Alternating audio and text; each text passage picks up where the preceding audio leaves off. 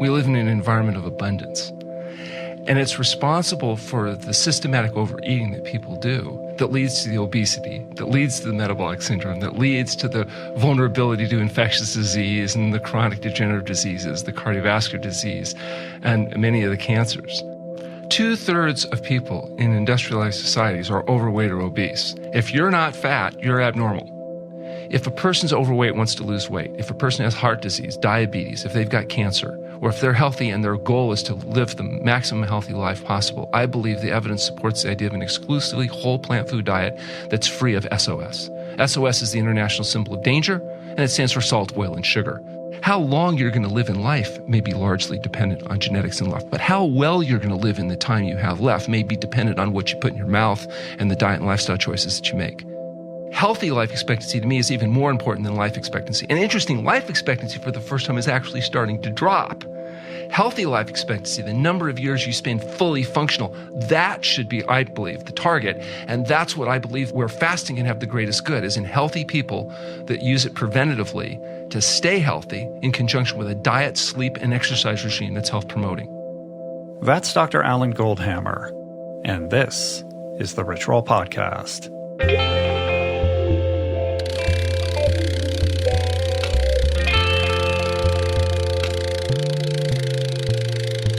The Rich Roll Podcast. Hey, what's up, people? How goes it? It is I, Rich Roll. Welcome. When you hear the word addiction, what typically comes to mind? I don't know about you, but when I think about that, I think about mind-altering substances, things like drugs, prescriptions, alcohol, sometimes behavior like gambling. But what's really not adequately embraced and discussed in this conversation around addiction is food.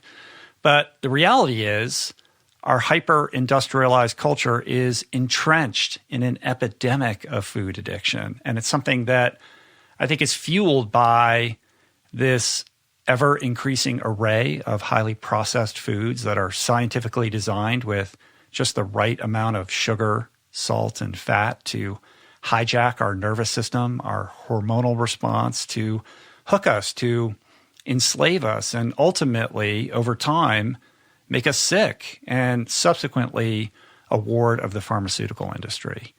Meanwhile, we've completely normalized this, so much so that right now in the United States, more than 2/3 of adults are overweight or obese, which is absolutely insane. It's bananas. And it's no question that dietary excess makes us vulnerable to a litany of diseases, including COVID. And yet, for a variety of reasons, not the least of which is the highly addictive nature of these foods that are driving compulsivity, millions of people find it extremely difficult, if not downright impossible, to change their habits, to just stop. So how do we do that? How do we stop? How do we transition to a healthy diet in a sustainable way? How do we modify behavior to eat only to satiation? Well, according to today's guest, a great place to start, perhaps the best way to start, is with a fast. Now, I'm not talking about intermittent fasting. I'm not talking about Walter Longo's fasting mimicking diet. I'm talking about what I think everyone would agree would be classified as pretty hardcore fasting. A pioneer as well as an iconoclast in his field, Dr. Alan Goldhamer is the founder of True North Health Center, one of the first and largest facilities in the world that specializes in medically supervised water-only fasting, among many other health services. And when I say fasting, again, I'm not talking about a day or a couple days. I'm talking about nothing but water for 28 days and often upwards of 40 days. It sounds nuts. Even with medical supervision, this is something that sounds like scary quackery. But here's the crazy thing. Over the last couple decades, Dr. Goldhamer has successfully supervised the fasts of thousands of patients, something like 20,000 people, and has really helped them radically transform their lives from ditching medication to overcoming common diseases such as hypertension, diabetes, autoimmune diseases, and many others. not to mention breaking these addictions to unhealthy eating habits. This guy is a true paradigm breaker. This is a fascinating and also a challenging conversation that I think is going to leave you questioning and rethinking the power of the body to restore itself and the incredible power of healthy whole plant foods to heal. So if you're struggling with upping your game in this department, I would be remiss in not reminding you that we have created an incredibly powerful digital platform to make your plant-forward food habit switch convenient, affordable, and delicious.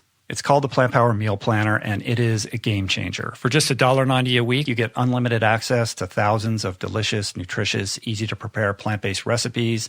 Everything's thoroughly customized based on your specific preferences, with access to our team of experienced nutrition coaches 7 days a week. It also automatically creates simple grocery lists based on selected recipes, and it even integrates with grocery delivery in most urban areas. So basically, everything you need to eat the way you deserve magically arrives at your doorstep. So to learn more and sign up, visit meals.richroll.com or click Meal Planner on the top of any page on my website, richroll.com, because as you will soon hear with Dr. Goldhamer, who confirms this, one of the most important decisions we make every day is what we put in our mouths. We're also brought to you today by Four Sigmatic, because it is high time to ditch those crap coffee grounds you've been putting in your gut and upgrade, supercharge your routine with super nutritious mushrooms, which I know, I get it, also sounds totally insane. I mean, drinking mushrooms, really rich, but work with me here because it's actually awesome and surprisingly delicious. First off, I'm not talking about those mushrooms you find in canned soup, and I'm also not talking about magic mushrooms, although the Four Sigmatic fungi are pretty magical. I'm talking about powerful adaptogenic mycelium, things like cordyceps, which are crazy endurance boosters, and my current favorite Four Sigmatic elixir, their ground mushroom coffee with lion's mane, which is amazing for focus, concentration, productivity, creativity. It also has chaga in it, which is the king of mushrooms. They're gigantic. If you've ever seen them, they grow on tree bark, and they have antioxidants and compounds that support our immune system and are so healthy. My superfood hunter buddy, Darren O'Lean, who's coming up in another podcast soon, actually named his dog Chaga. So there's that. Anyway, as some of you know, I'm finishing up a new book right now that's coming out in November. And this Four Sigmatic ground mushroom coffee has really helped me get it done right, keeping me engaged, keeping me focused, without the jitters and the nausea and the subsequent energy crash that typically accompanies normal coffee. Plus, and I promise you this, it does not taste at all like mushrooms, but just like the coffee you're used to. All Four Sigmatic products are organic, vegan, and gluten-free. Every single batch is tested in third-party labs to ensure their purity and safety. So get on it, people. Now is the perfect time to try Four Sigmatic's best-selling mushroom coffee or any of their other delicious products. For 10% off your Four Sigmatic order, just go to foursigmatic.com/roll or use the code ROLL at checkout. That's foursigmatic.com/roll to receive 10% off your order. Alrighty, Dr. Goldhamer. His work and studies have appeared in countless medical journals, including the International Journal of Disease Reversal and Prevention, and many more. You might have caught him in the documentary What the Health. Some of his patients were depicted in that film getting off their meds. Or maybe you stumbled across his book, The Pleasure Trap, which is a really great, powerful primer on why unhealthy eating habits are so hard to break. He co-authored that book with Dr. Doug Lisle. I highly suggest checking that out if you haven't already. So today's conversation is, of course, about water fasting, everything water fasting, specifically medically supervised water fasting, and its mind-blowing whole body systemic benefits and the power it has to stop, reverse, and even prevent disease. We talk about the origins of fasting, a practice that dates back thousands of years across many cultures and religious traditions. We talk about how fasting can create a foundation, a tabula rasa, to then make the transition to a sustainable, healthy, whole food plant diet, and why Dr. Goldhamer advocates what he calls an SOS, or very low salt, oil, and sugar version of that diet. But more than anything, this is about our overall uncomfortable relationship with food. How most of us don't realize we're killing ourselves with our fork and our knife. How our food and our food culture is making us fat, sick, and frankly miserable. And how almost all of us, despite weight and health, use on some level food as a powerful emotional crutch. I understand full well that Dr. Goldhamer is controversial. What he advocates is a radical departure from our traditional Western industrial medical paradigm. But he also makes a lot of sense, and his patient results, I have several friends who have undergone his protocol, speak for themselves. Final note, please people, do not attempt a water fast or any fast for that matter without medical supervision. That said, I give you Dr. Alan Goldhamer. Nice to see you. Thank you for coming out here to do this. It's my pleasure. It's been a long time in the coming. I'm excited to talk to you. We're going to talk about fasting. We're going to talk about a whole food plant-based diet, particularly your specific bent on it, the SOS version of a whole food plant-based diet. But before we do that, I think what would be really interesting, and something about your work specifically that I find fascinating and that I appreciate, is that it's very much rooted in as much in psychology as it is in nutrition science and physiology. And beneath all of that, again, which I appreciate, is the fact that there are some uncomfortable truths about our relationship to food that is premised in this vernacular around addiction. And as somebody who is long time in recovery, this is the lens that I kind of approach all of these things. And it's something that I think is under-addressed in this conversation about not just a healthy diet, but how we transition to a healthy diet. Because people, we're emotional beings, and it's less about the information than it is about trying to help people figure out how to traverse that tricky, sort of tightrope between old habits and new habits. And by kind of couching all of this in those uncomfortable truths about our addictive relationship with food, I think is really powerful. Well, the reality is, humans evolved in a very different environment than the one we live in today. Mm-hmm. We lived in an environment of scarcity. So most humans actually didn't live to reproduce. They didn't pass on their genes. They died from predation. They died from starvation. A few survived. Our ancestors. Uh-huh. Our ancestors were the winners. Yeah. They got enough to eat. They didn't get eaten. They lived long enough to reproduce. Mm-hmm. And our bodies and our minds were perfectly designed for that environment of scarcity. So now, human beings being the innovative creatures we are, we change everything. We change the environment we live in dramatically. And now we don't live in that environment of scarcity. At least most of us don't. We live in an environment of abundance.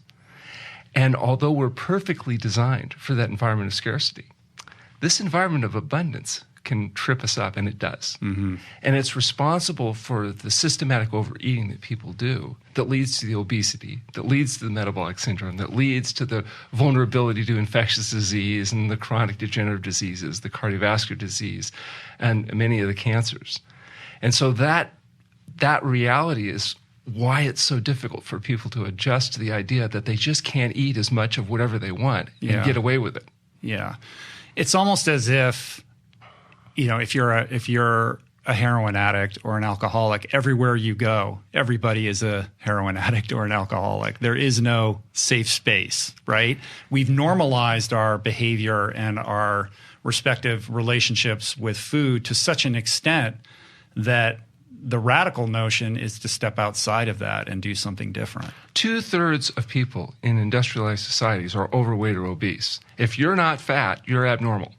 Right. And if you go to a physician and say you're significantly overweight and you've lost a bunch of weight, the physician doesn't immediately think, oh, you must have adopted a whole plant food diet and begun an exercise program.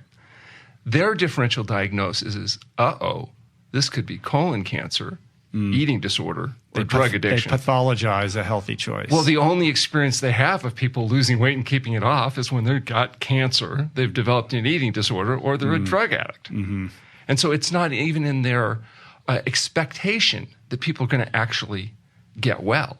You go to a physician with most of the diseases of dietary excess, the high blood pressure, the diabetes, and they're going to tell you, look, you're going to be on drugs the rest of your life. If you do what I tell you, I promise you, you'll never get well. You'll be sick forever. Because it's not in their expectation that people are going to actually recover their health. Yeah. Because they're not addressing the actual reasons why they're developing the problem to begin with. They're not addressing the causes of the problem. I think in tandem with that, there's also this pessimism from the typical general practitioner that any advice or kind of advised protocols about healthy lifestyle change fall on deaf ears. It's like, yeah, I could tell this person they should go to the gym or they should eat better, and you know, maybe I'll say that, but there isn't a real expectation that that's going to move the needle, or that person is going to be able to adhere to any kind of prescribed lifestyle change. And that's because we're dealing with people that are addicts. Yes. And so talk about that. Expound upon that idea, because I think it's really important. You don't just say to an alcoholic, oh, you know how your life sucks? Yeah. It's because you're a drunk. Stop drinking. Yeah. And the alcoholic would say, I've been told that. Oh, it's the alcohol? I had no idea. Thank you so much. I won't drink again. Right. It doesn't quite work that way. We don't currently lie to alcoholics the same way we do lie to people, for example, that are overweight. We tell alcoholics, look, you have a particular vulnerability. You can't drink. You need to come up with a strategy each and every day that allows you to not drink. And if you can figure out how to do that, you win. Mm-hmm. But if you don't, you're going to be in trouble. So the same thing is actually true in many degrees to people that are overweight. But what we tell the overweight person is, oh, just put your food on a smaller plate. Here, cut your food with a knife and put your fork down between each bite, and you won't be overweight anymore. You just need to learn to eat moderately. And just eat a little bit less. It's the analog in addiction is, you know, quit the whiskey and just drink beer, or put your beer in a smaller, or only binge on the weekends and maybe don't get behind the wheel of a car. Right. And it's not real. We know with alcohol the answer is don't drink. And the truth is, for people that are suffering with obesity, for people that are suffering with these diseases of dietary excess, it would be better to avoid the chemicals that are fooling your brain into allowing you to systematically overconsume than it would be to pretend that you can just have a little bit. If you could have just had a little bit, you would have just had a little bit and you would have had the thing under control. You can't, you don't. If you're an alcoholic, you're not the person that can have an occasional drink. Okay. Mm-hmm. And if you're the person that's suffering with these diseases, you may find it's easier to just adopt a strategy that eliminates these chemicals that fool the brain. We talk about this pleasure trap, the artificial stimulation of dopamine in the brain that results from chemicals that we put in our food that fool our brain. The chemicals we put in our food are things like salt, oil, and sugar. These are highly fractionated food byproducts, not food, and they stimulate the dopamine cascade in the brain. They make food taste better. They make food more interesting to us. And as a consequence, we will systematically overeat. Now, just like some people can occasionally have a drink and not become a drunk, some people can have bits of this without it becoming a health-compromising problem. But if you're the overweight person, if you're the person with the heart disease, the cancer, the diabetes, it's not you. You're the person that would be better off saying, let me avoid those chemicals. I'll stop fooling my brain. I'll eliminate the systematic overeating. I'll reverse the disease and pathology. And I'll adapt a strategy that doesn't include continually beating myself up with these things that I'm not capable of regulating. People have an easy time understanding that alcohol is a powerful drug, that heroin is something that is going to kill you. The addictive nature of these substances is well understood. But when it comes to food, that's a leap of faith for a lot of people. It's a bridge too far to say, I understand alcoholism and drug addiction, but when you start talking about food as addictive, you're starting to lose me. Yeah, well, the reality is that the neural cascade that's associated with addiction of any kind is very similar. Now, I'm not arguing that alcohol or cocaine or heroin might be even more potent than, say, the sugar or the oil or the salt or the combination. But the net effect of salt, oil, and sugar in the diet is actually obvious and devastating around us. It's why you see obesity and the disease of dietary excess. That's what's making people fat. It is the hidden force that undermines health and happiness. It is a pleasure trap. And because people don't recognize it, it's very difficult for them to take action to eliminate it. At least with alcohol, most people know, oh, if you're an alcoholic, you probably shouldn't drink. If you go to a party and they say, oh, here, have some alcohol, and you say, well, I can't because I have an alcohol problem, most people at least will be tolerant of you because, okay, you got an issue, you don't have to drink. But if you go in and you say, oh, no, I don't want to eat, you're going to really upset people. Oh, what's wrong with this? My doctor says this great. A little bit won't hurt. What's wrong?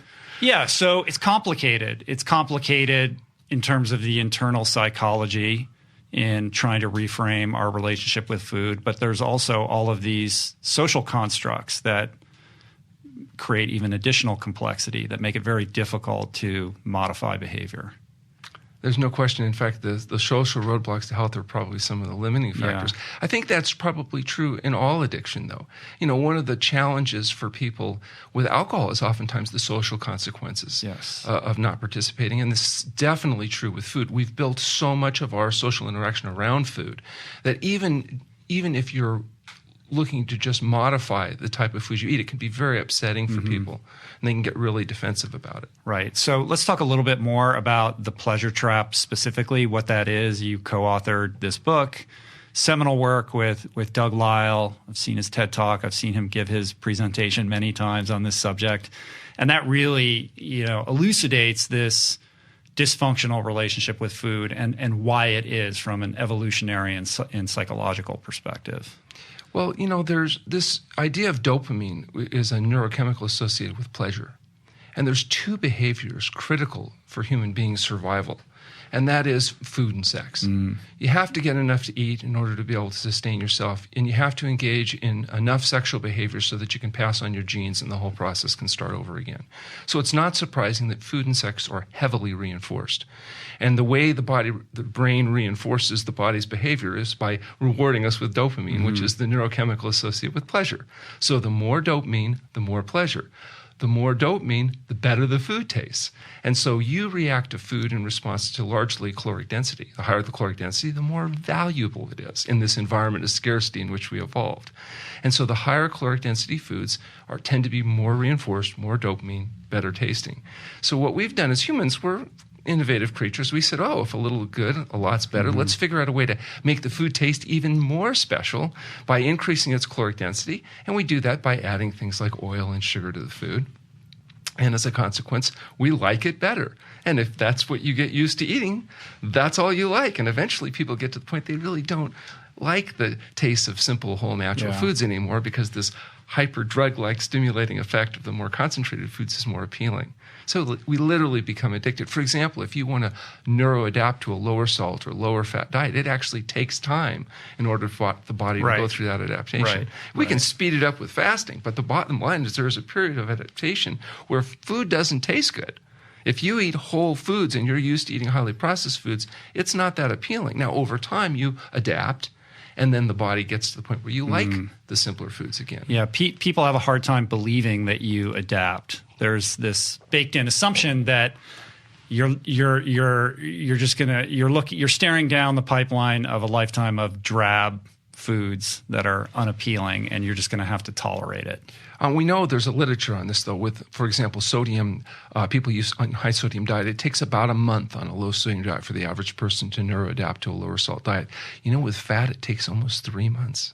Wow. It takes 3 months on a lower-fat diet before that satiety mechanism that's used to being kicked in by the higher caloric density fat begins to adapt, and you will feel satisfied on a lower density food. So the fruits, the vegetables, the grains, legumes, you will now feel satisfied, whereas initially you don't because you're used to being satiated with these this high fat intake, and that can take months. And so it's a problem if you say to a person, well, look, you're going to eat this new diet, you're going to feel like crap, and you're not going to like it. But it'll only be a few months. Right. Adherence may be lagging. Whereas if you can make that process happen more quickly, the ability to get people to make dietary changes speeds up, and that's what we found with fasting. And sometimes that's a way of getting people to the point where good food tastes good more quickly. Yeah. There does seem to be something about preparing people for that stage of acclimation. And there also seems to be something magical about the 90-day window with drugs and alcohol. That's sort of the typical window that people say it takes about that much time to kind of wean yourself off these cravings and reset your system. a lot of people just they're not willing to weather that period of discomfort. And perhaps there's a lack of belief that they'll reset and be able to reframe so that, what they once craved, like to get over the craving, you have to deprive yourself and then you reboot. And then those things that have held you hostage for so long suddenly hold less and less power over time. And the fact that it can happen more quickly with fasting is really an interesting thing. For example, smokers. It's not easy to quit smoking once you're addicted to nicotine. But most smokers, by somewhere between day 2 and day 4 of fasting, no longer report withdrawal effects from cigarettes. Now, some people say, they're so miserable fasting, they don't even think about them, cigarettes. But the reality is that whole adaptive process just is sped up dramatically. Now, that doesn't mean you don't have psychological and social challenges afterwards that you still have to address in order to sustain good behavior patterns. But just getting rid of that first phase of a physical withdrawal and just feeling so crappy and feeling like, you're wondering why you're putting the effort out, getting that behind you quickly really does enhance a person's ability to make the transition to being drug-free. I understand when you were talking about caloric density, fat and sugar, these are things that are evolutionarily, we're wired to seek out and to maximize. The salt thing, though, that's different. Like, why is it that salt is such a trigger for people? Yeah, this one is probably the most controversial recommendation that we make. People have come around, as you said, with oil. They realize a highly fractionated food product like oil, high caloric density, little satiety feedback. They can understand that. Sugar, pretty well accepted that refined carbohydrates, they cause your blood insulin levels to rise, and then it drives your sugars lower, and it fools the brain, and now you got cravings, and that's what a lot of the binging and craving and stuff comes around, is because of physiological alterations of refined carbohydrates. But salt also is a really important part of this, and let's talk about a few reasons why that might be. Number one, salt is an essential nutrient. That is sodium. It is an essential nutrient, without which you die. Fortunately, you get all of the sodium you need in a whole natural food diet, just like you get all the sugar you need and all the oil you need. You don't have to add a fractionated concentrated food to get the amount of sodium, the milligrams of sodium that's needed to sustain optimum health. Salt also has a powerful effect on passive overeating. And you can do an experiment yourself. If you just sit down and figure out how much brown rice you'd eat until you feel satisfied, till you don't want any more. And on a different day, everything else being equal, salt it up and see you'll eat significantly more before you feel satisfied. Now, some people say, it tastes better. Well, what do you think tasting better means? It means it's stimulating more dopamine in the brain as a result of this artificial type response. And you will systematically eat more on heavily salted foods when you're adapted to that than you will whole natural foods. The other thing is salt has a preservative effect, doesn't it? When they salt foods, it's to keep bugs from being able to affect it. Well, you have 5 pounds of bacteria living in your intestinal tract right now. 1 trillion creatures, 1,000 strains. Very important to your immune system to protect you from infectious disease and other problems. And these 1,000 creatures are living, eating, and pooing inside you right now. So if you have 5 pounds of organisms pooing inside you, you might be concerned about what they're pooing in you, because they might be pooing some nasty toxic waste, chemicals like TMA, which becomes TMAO and irritates the vessels and creates a problem if you're eating animal foods. If that's what you're feeding your bacteria, you're feeding your bacteria soluble fibers, you're getting fertilizer, you're getting vitamin K, you're getting a lot of other good stuff. So if you want your bacteria pooing fertilizer into you want to make sure you're feeding them a healthy diet. If salt is a powerful preservative, let's just imagine what happens when we put a high sodium diet into this bacterial-rich environment. It can alter the gut microbiome. And so sugar can affect it, oil can affect it, and so can salt. So it's been our experience that salt in the diet is an important part of obesity for many people, that it's an important part for causing fluid retention, which increases blood volume, which is associated with not just high blood pressure, but also the joint pain, the congestion. A lot of the aches and pains that people have oftentimes is because of this fluid that the body retains to protect itself from the consequences of salt. Mm-hmm. So it has many downstream effects, even though it doesn't have any calories per se. It can still be an important part of the dietary excess profile. And by eliminating the sodium from the diet, you also eliminate a lot of the highly fractionated foods that you just can't eat without salt. Yeah. Even products like bread and cookies and crackers and a lot of this stuff without the salt really doesn't taste that good because they've refined out most of the natural flavors of the food. And what they do is they take these federally subsidized grains like wheat and soy and corn, and they add oil, salt, and sugar to it, process it into various looking foods, and call that the diet. Go into a grocery store and walk around, and you'll see a lot of those foods are really nothing more than one grain or the other with various concentrations of sugar, oil, and salt. Right, which basically allows you to make anything taste good. And you strip away those things, and there's something completely unpalatable and nutritionally deficient underneath it. And so what we're encouraging people to do is a really radical departure from what they're currently doing, but that's to adopt a whole plant food diet that's free of these added chemicals, free of the salt, oil, and sugar. And what you're left with is things like fruits and vegetables, raw or cooked, minimally processed grains, beans, nuts, and seeds.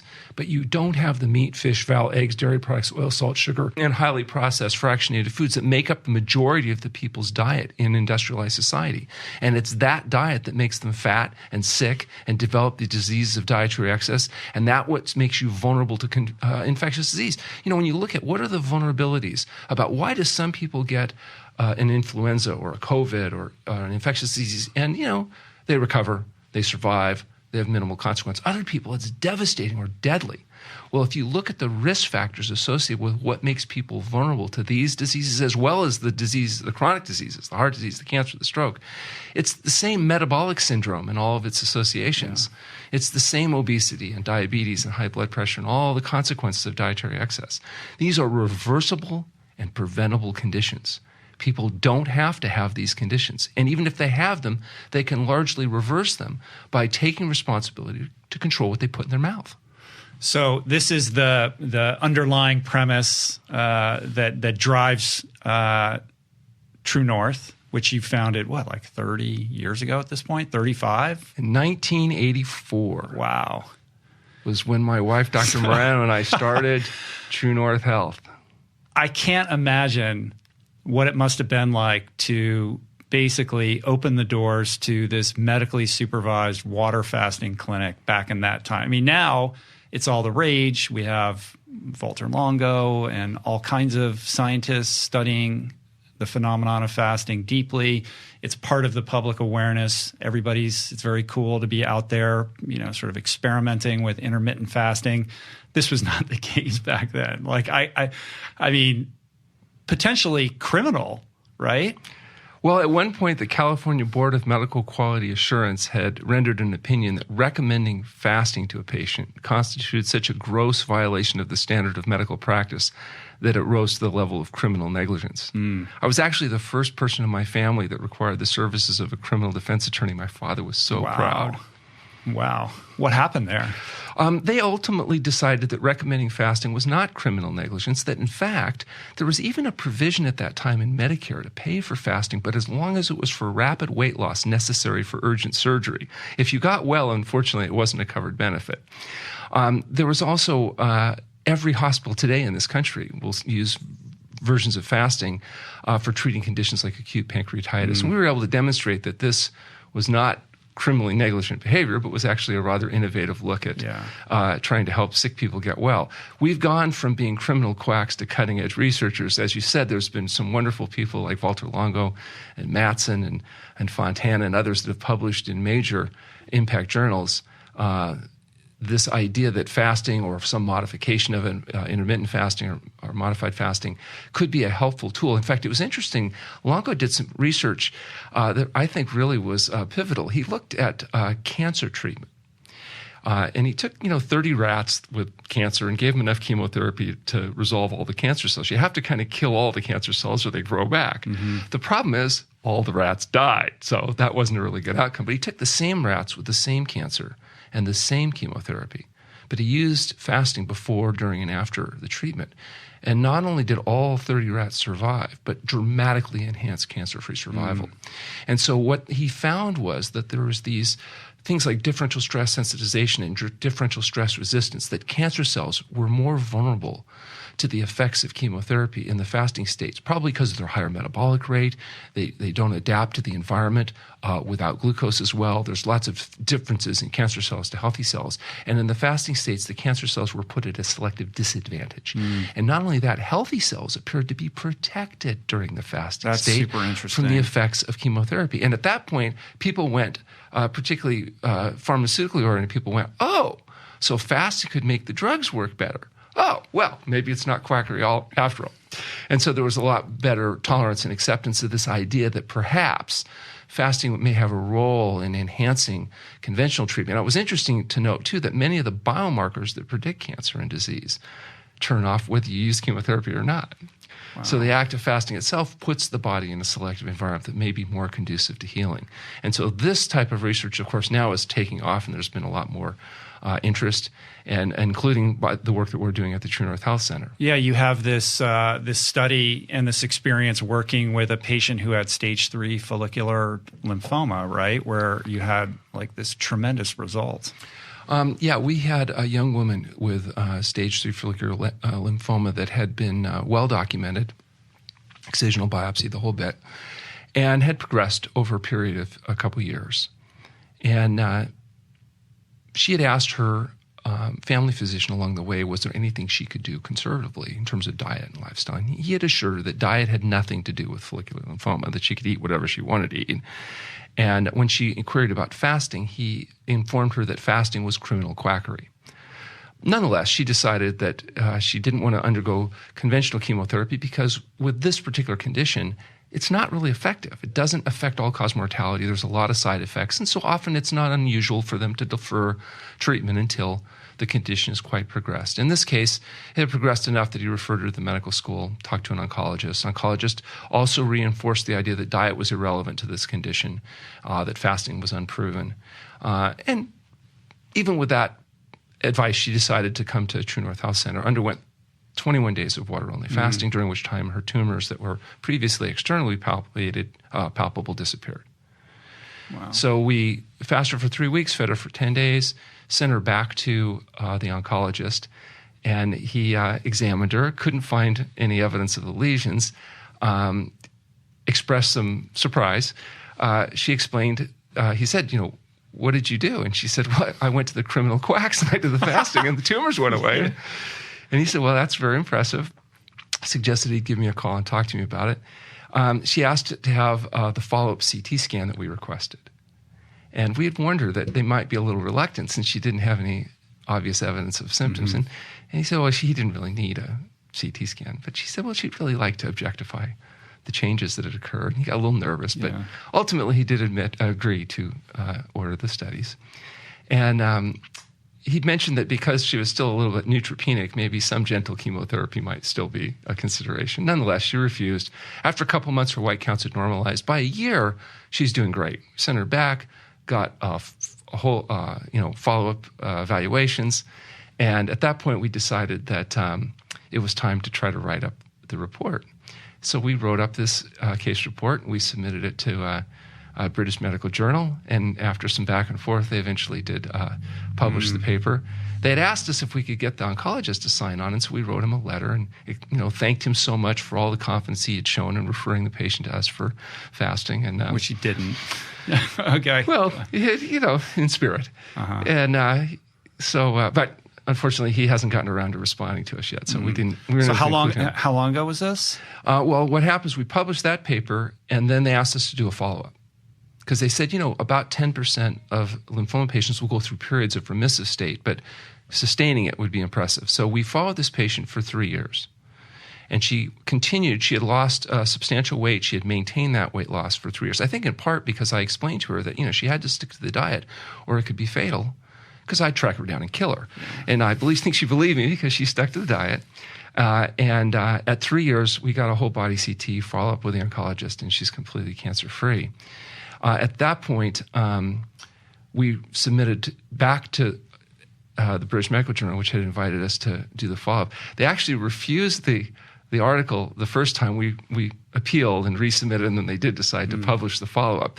One of the reviewers felt like, well, maybe she just got lucky. But anyway, so she resolved her problem. She maintained it for 3 years. We now have a 4-year, and now we're working on a 5-year follow-up. She continues to do well. Now, since then, and since the publication of that article, we've managed to treat a number of patients with various stages, including stage 4 lymphoma. And so far, the results look very promising. We have some follow-up data now. We're in the process of submitting another case report with long-term follow-up on a stage 4 follicular lymphoma. And ultimately, we're hoping to publish enough case reports that we can do a clinical trial. That's amazing. We can justify a clinical trial because I think we're going to do very well with this condition in highly motivated, self-selected patients that are willing to do dangerous and radical things like eat well and exercise and go to bed on time. The results seem to be promising. We'll be right back with more from Dr. Goldhamer in a minute, but first, we're brought to you today by Seed, here to supercharge your gut biome, which you are well aware after my recent podcast with Dr. Bolsewitz, or the podcast I did way back when with Dr. Robin Shutkan, is absolutely crucial to all aspects of health. Our bodies are literally half human cells and half microbial cells, and it's crucial that we properly tend to that microbial half. There are tons of probiotic products out there. I've tried and tested many, but none of them rise to the level of evidence-based impact like Seed. I went deep into the weeds on the science of all of this with the founders on my podcast in episode 445, so check that out if you missed it or you're just interested in learning more about this magical, mysterious world. But the main points are that Seed's Daily Symbiotic combines 24 different probiotic strains in one dose. Strains not found in fermented foods, but rather already naturally occurring in the human body. These strains have been clinically studied to deliver systemic benefits, including digestive health, skin health, heart health, and gut immune function. There's no other probiotic in the world with this much clearly referenced clinical work behind their formulation. Not to mention, their focus on sustainability is super impressive. They package your first shipment in a glass jar, which you keep forever, and monthly refills come in compostable pouches. To learn more about the science and sustainability behind Seed, head on over to seed.com/richroll or use the code richroll for 20% off your first month of the Daily Symbiotic. That's seed.com/richroll or code richroll. And finally, we're brought to you today by the good people at Squarespace, because it's 2020.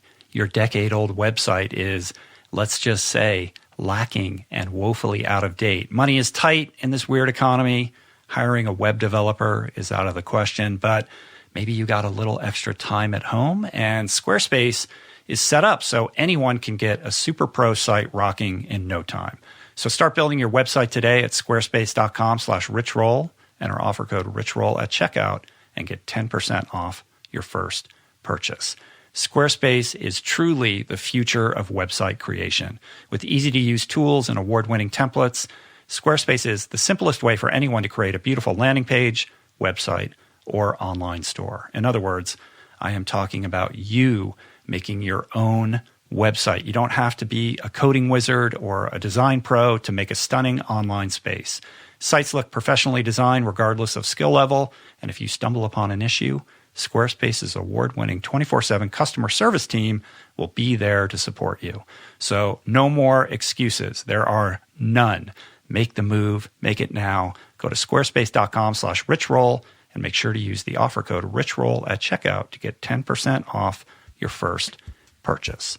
Alrighty, back to the show. What led you back in the 80s to basically open this clinic that's premised upon fasting? Like, what was it about your education or your experience that you found this protocol, and what led you to believe in it, in its efficacy? Well, yeah, it was deep frustration, being constantly beaten by Dr. Lisle in basketball. I grew up with Dr. Lisle since 4th grade, and we played basketball, and he would beat me. And you've known him your whole life? Oh, my whole I didn't life, know that. Wow. Whole life. And, it was really frustrating because he's really good. So, and he's just naturally got tremendous talent. So I just thought, well, I've got to be able to beat him somehow. And so I started reading some books. I came across a book by Herbert Shelton, and it made sense. The idea that, health was a result of healthful living and that diet played a role. So I thought, well, I'll get an edge. And I adopted this diet vigorously and lifestyle vigorously, thinking this was going to allow me to be. And of course, it failed miserably because he adopted the same kind of eating pattern. He still beats me to this day. Here we are, 61 years old, playing basketball. I still can't manage to beat him. Your whole life is basically a result of you trying to beat Dr. Lyon. Okay. And it's frustrating. I picked the wrong guy. I didn't even realize that, the person I'm trying to beat just, this bookish Stanford psychologist, how hard could it be? I thought, finally I was getting desperate. I thought, well, I he's too quick. I can't, but maybe I can beat him in a free throw shooting contest. Because I thought, free throws is just practice, right? So for 6 months, I go out, I'm shooting 500 free throws a day, really working on my form.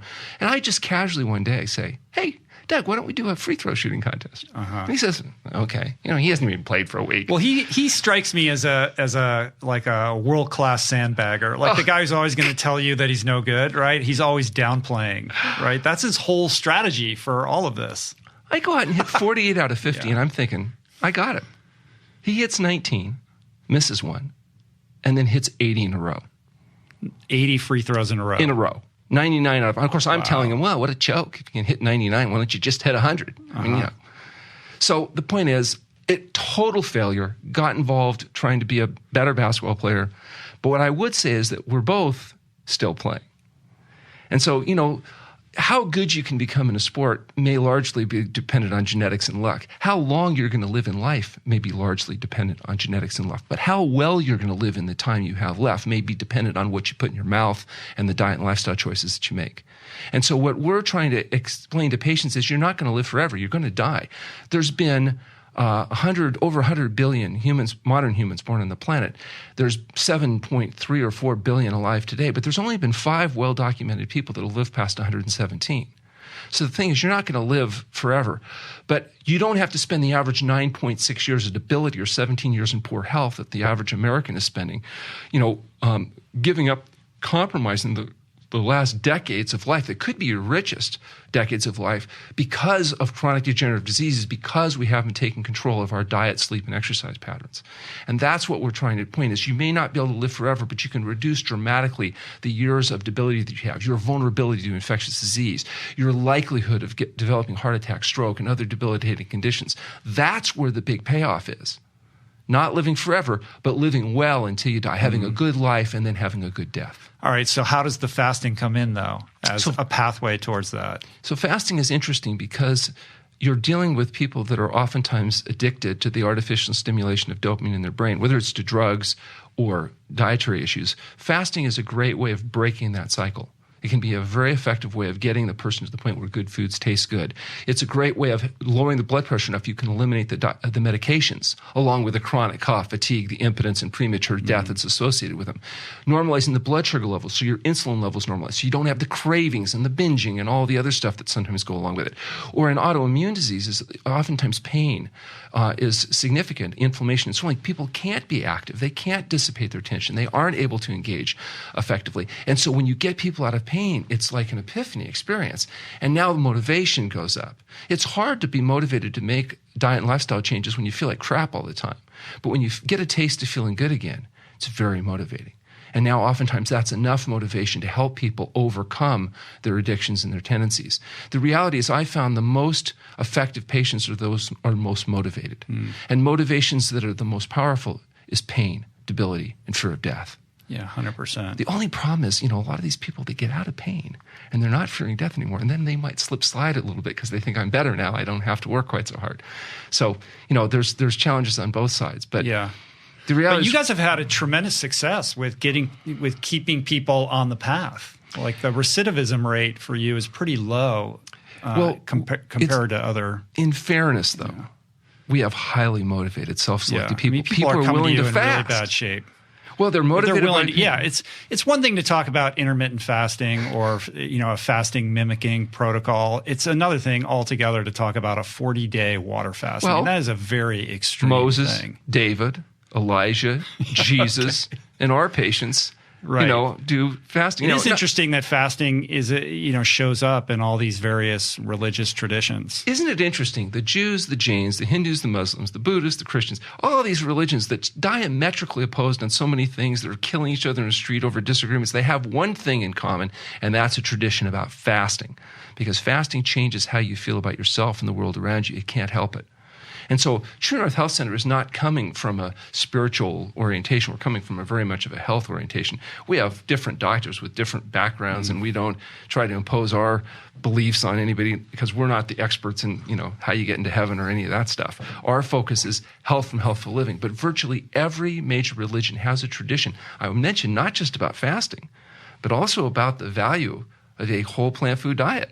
These traditions resonate throughout history. And, the reality is perhaps it's because that's what works.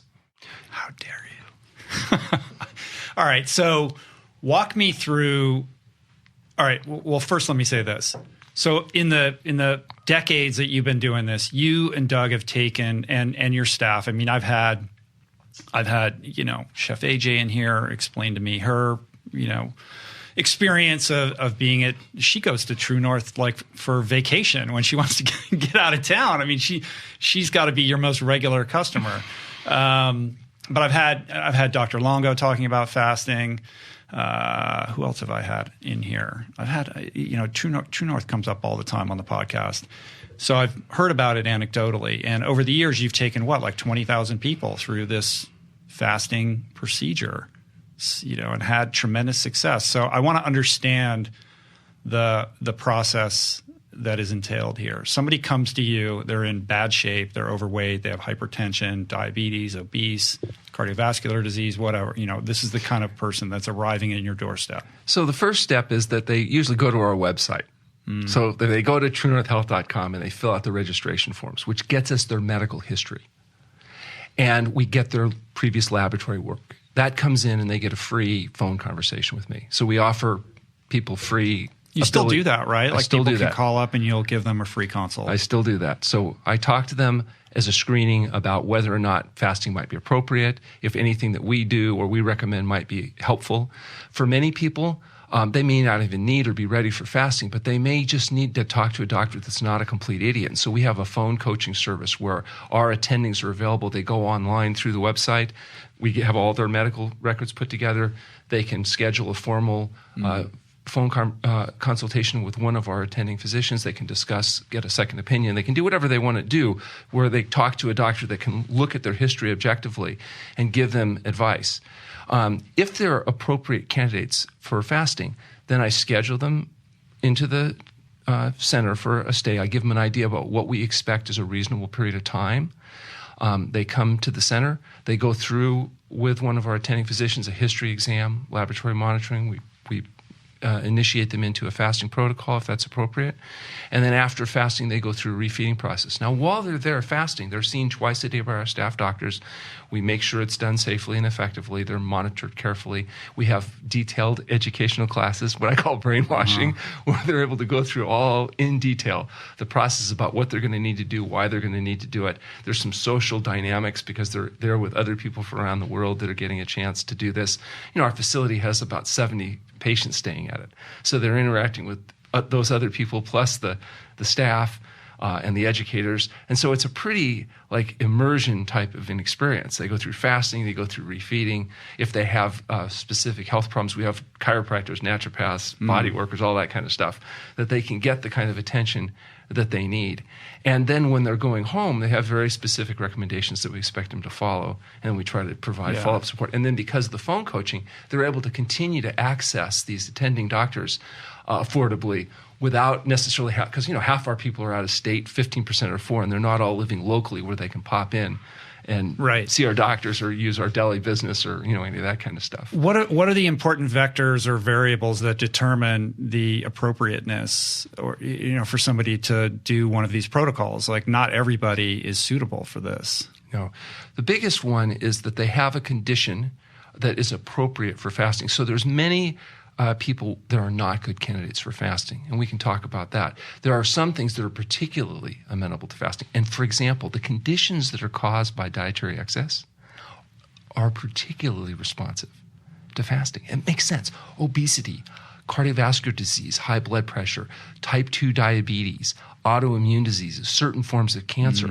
These conditions we know are made much worse by poor dietary choices. So it's not shocking to find out that fasting, kind of the ultimate in undoing the consequence of excess, would facilitate the recovery of those patients. And it does, and we've been able to prove that. We've been publishing papers looking at these conditions like high blood pressure, looking at diabetes, looking at autoimmune diseases. And the fact is we can, in highly motivated patients, generate safe and effective responses with fasting. Right. In fact, we've actually published a fasting safety study, the first comprehensive look at long-term water-only fasting and what the risks are and aren't in response to this process. So we've been able to show it is a safe process when it's done according to protocol. In fact, Dr. Longo, who cautions people in his book about long-term water fasting and its safety, makes an exception, and that's if people fast at the True North Health Center, because he's familiar with our safety data. Now, I evaluate other scientists' intelligence based on how much they agree with me. Right. So I consider him a genius. I'm glad to know your bias is intact here.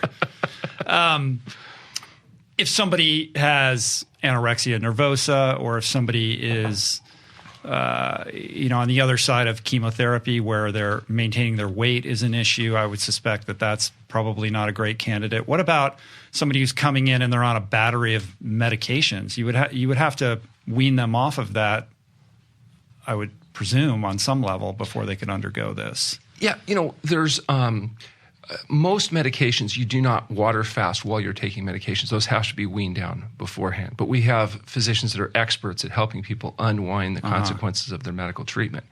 And most medications, interestingly enough, the day you change the diet, you have to begin changing the medication profile. Right. Because most people medications are treating the diet. Most people are being treated, that is medicated, for their diet.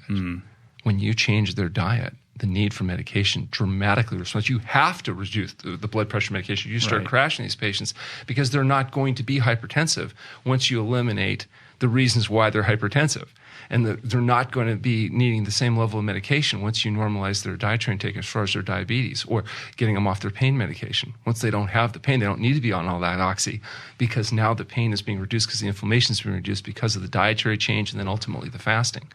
So that's one of the reasons why fasting does need to be done in a controlled, medically supervised setting. It's not the kind of thing that you do long-term fasting at home. At home, right. So you do that in a controlled setting where there's been a proper history, exam, lab, and daily monitoring. So we're seeing each of these patients twice a day, and that's how we're able to ensure that this is a safe and effective experience. Right. So they may withdraw their medication with careful feeding, initiate the fasting, normalize the condition, and then after we're done, most of the time there's no need for medication.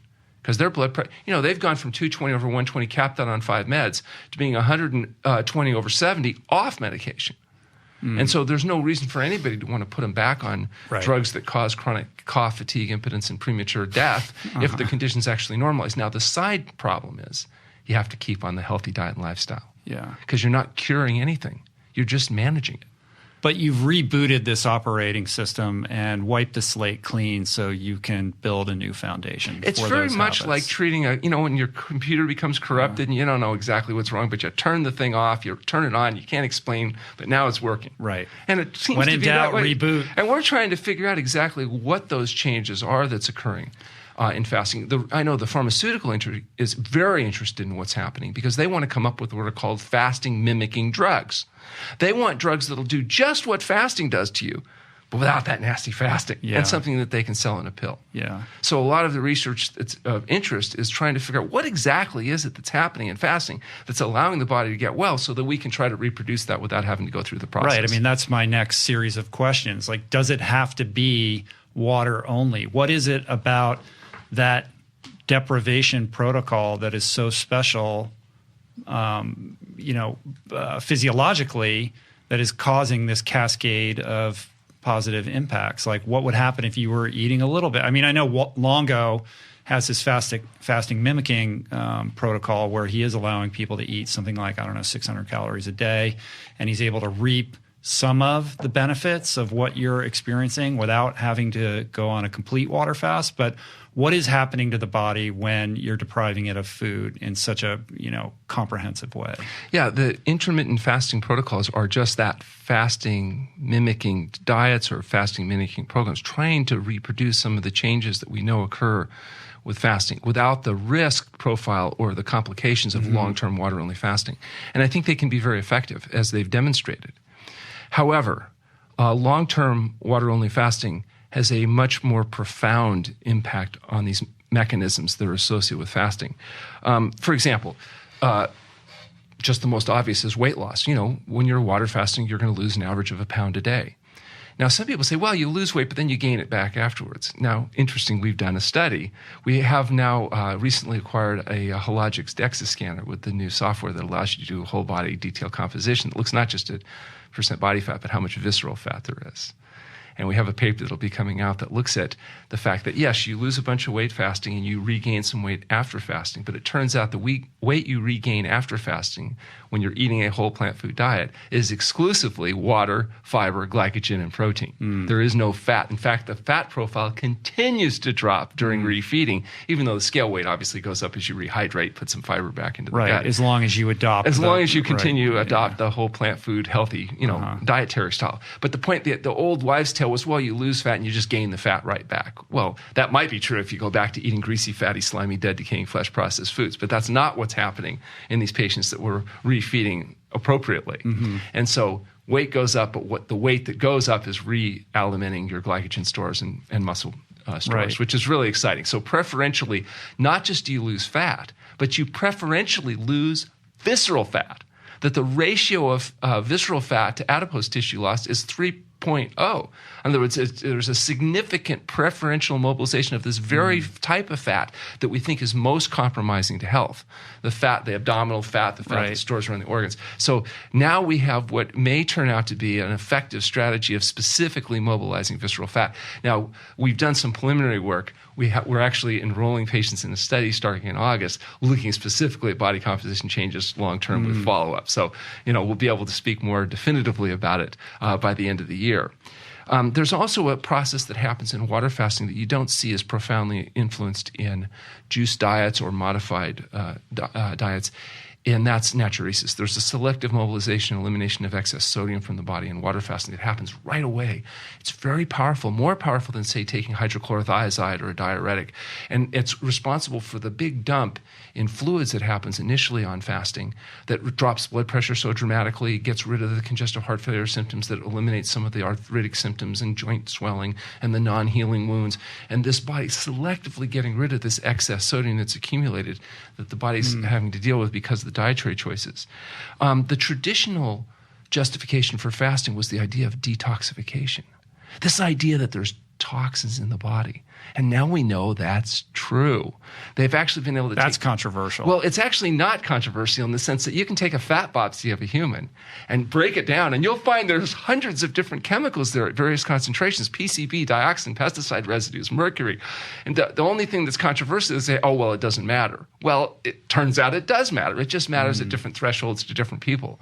And so this idea of rapidly mobilizing toxins during fasting has been so well accepted by some that they say that's the reason not to fast, is the body would rapidly mobilize these fat-soluble nutrients too quickly, and your body wouldn't know what it's doing, and it would overload your system. Unless you take their proprietary products, then apparently it's okay.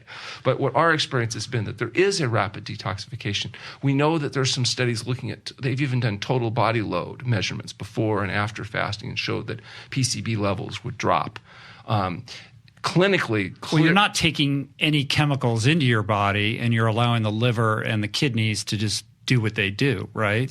But it's more than just what you would calculate through burning 2,000 calories of internal fluids. There's a selective and rapid mobilization. For example, with tumors, let's say you have a breast tumor, and you lose 10% of your body weight.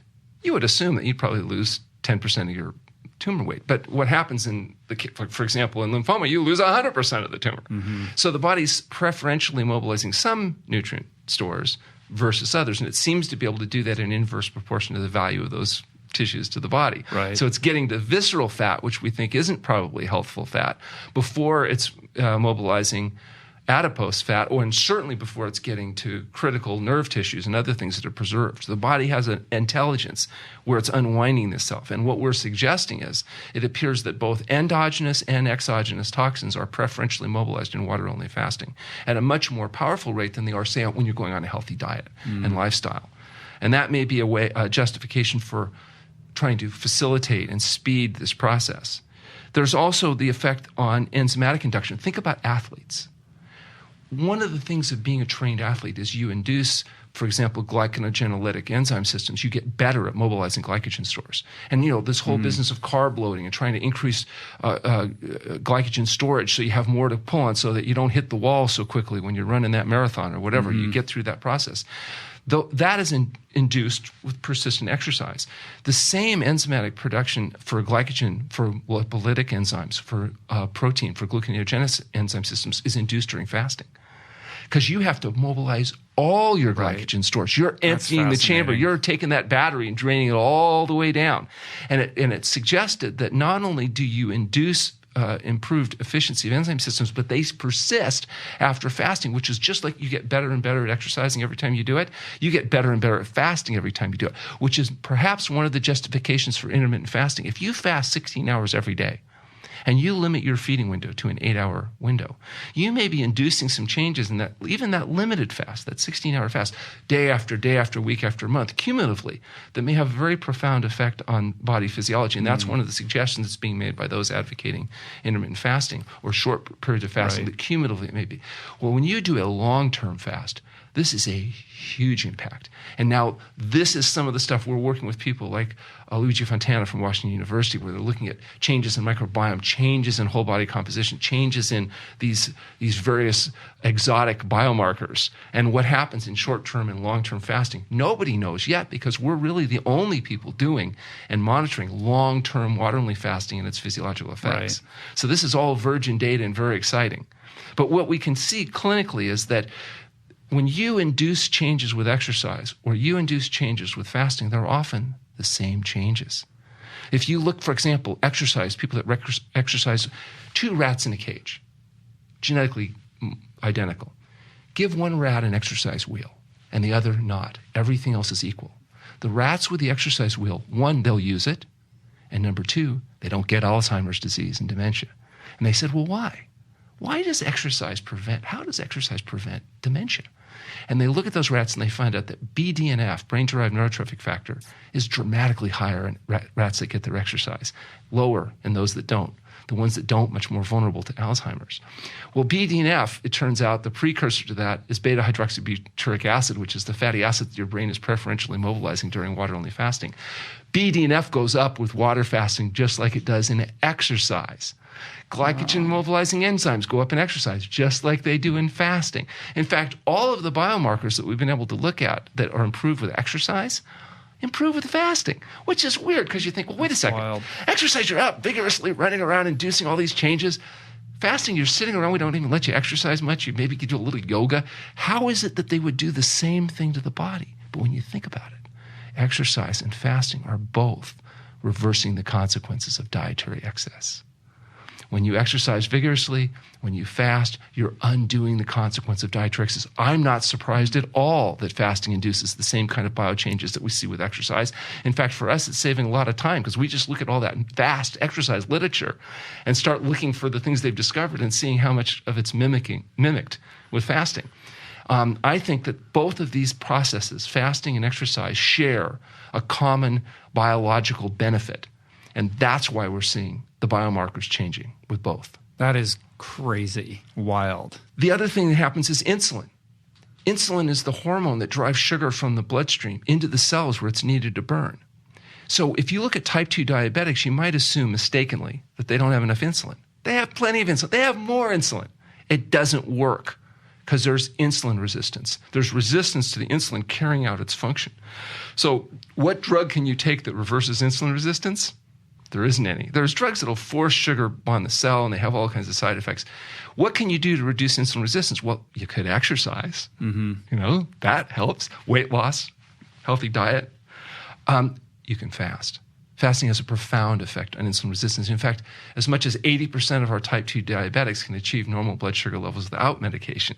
And if they're willing to continue to do the diet and the exercise, they can often sustain those results. Now, you might say, well, couldn't they do that with just diet and exercise? Absolutely. Many diabetics that are able to make aggressive diet and lifestyle changes over enough time are successful at resolving and reversing their diabetes. But it's difficult.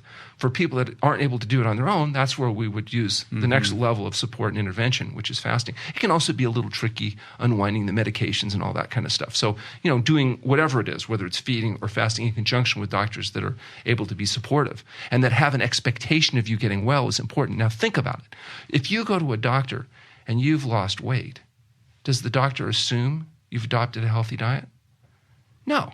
They assume you've got an eating disorder, you're a drug addict, or you're dying of cancer. That's the differential. Yeah. Colon cancer, eating disorder, drug addiction. Because many doctors have never had an experience of a diabetic getting well. I gave a lecture this year in Texas at a medical conference for physicians who specialize in diabetes. So there's 250 people there. What are they serving them? Pulled pork sandwiches, chocolate cake. Most of them are overweight or obese. I do my presentation. I explain our results. Afterwards, one of the docs comes up. He's about maybe 70, 80 pounds overweight. He says, I've been in practice 25 years treating diabetics. I've never seen one get well. Mm-hmm. He's never had the experience of a single patient recovering, stabilizing their blood sugar, getting off medication. It's not part of the paradigm. Well, how likely is he going to give meaningful diet and lifestyle advice to a patient when he doesn't do it himself, doesn't believe, doesn't even know that it would work, or even if he thought it would work, knows the patient's not going to do it because people don't make diet and lifestyle changes. He's seen the literature, 93% recidivism rate, to ask people to make diet and lifestyle changes, very difficult. So when you get up and you give a presentation like that to that type of audience, what is the receptivity to what you're saying? Well, in the past, it was aggressively negative.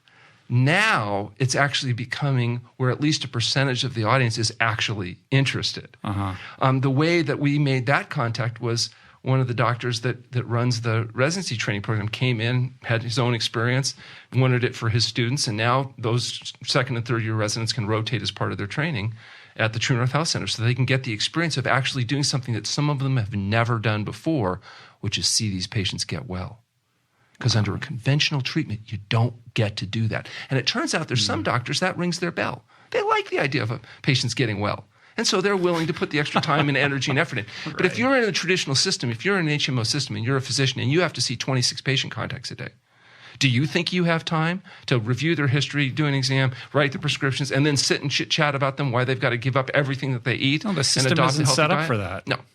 It's not set up for that. It's not set up for the accountability that's required to get somebody to maintain any kind of lifestyle change protocol anyway. And I'm not sure many of them even realize that it's actually worth their time because they've never actually seen it happen before.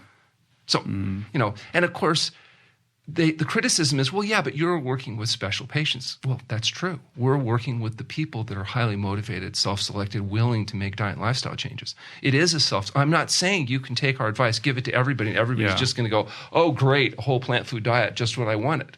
That's not the reality. But for people that are willing and interested, they should at least have the right. Somebody should at least say, well, you could go on this diet and lifestyle, but it's a lot of work. Or you can just take these pills and you'll be sick forever. What do you want to do? But they don't even know that. It's not. I can guarantee this physician I was talking to never tells his patients, well, if you did radical and diet lifestyle changes, you could get well. I'll give you an example. My brother's 6 years older. So we're raised together.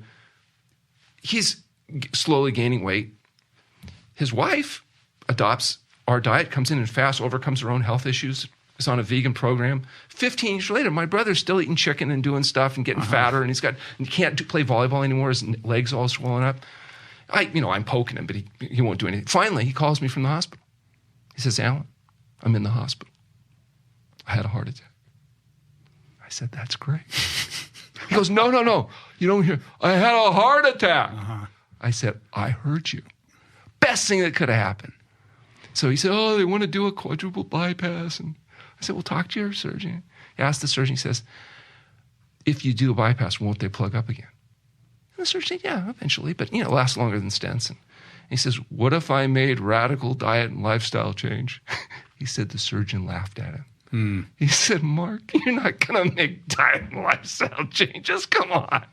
Checked himself out, got on a whole plant food SOS-free diet, lost the 50 pounds, back to playing volleyball, passed his stress test, still has his vessels. Wow. But my own brother, it took it's willingness. Pain, debility, and fear of death. It's just like in 12-step. It's like it's all about willingness. And pain is the fulcrum for that, right? When people are in a desperate state or they've suffered a severe medical trauma like that, then they're ready to actually implement those kinds of changes. Short of that, it's very difficult. And I think that speaks to the pessimism that most practitioners have about the viability of advising somebody to change their lifestyle habits. Absolutely. I completely understand. This is amongst the most difficult thing you can ask a patient to do. Adopt a health-promoting diet in a world designed to make you fat, sick, and miserable. Not an easy task. Certainly not for sissies.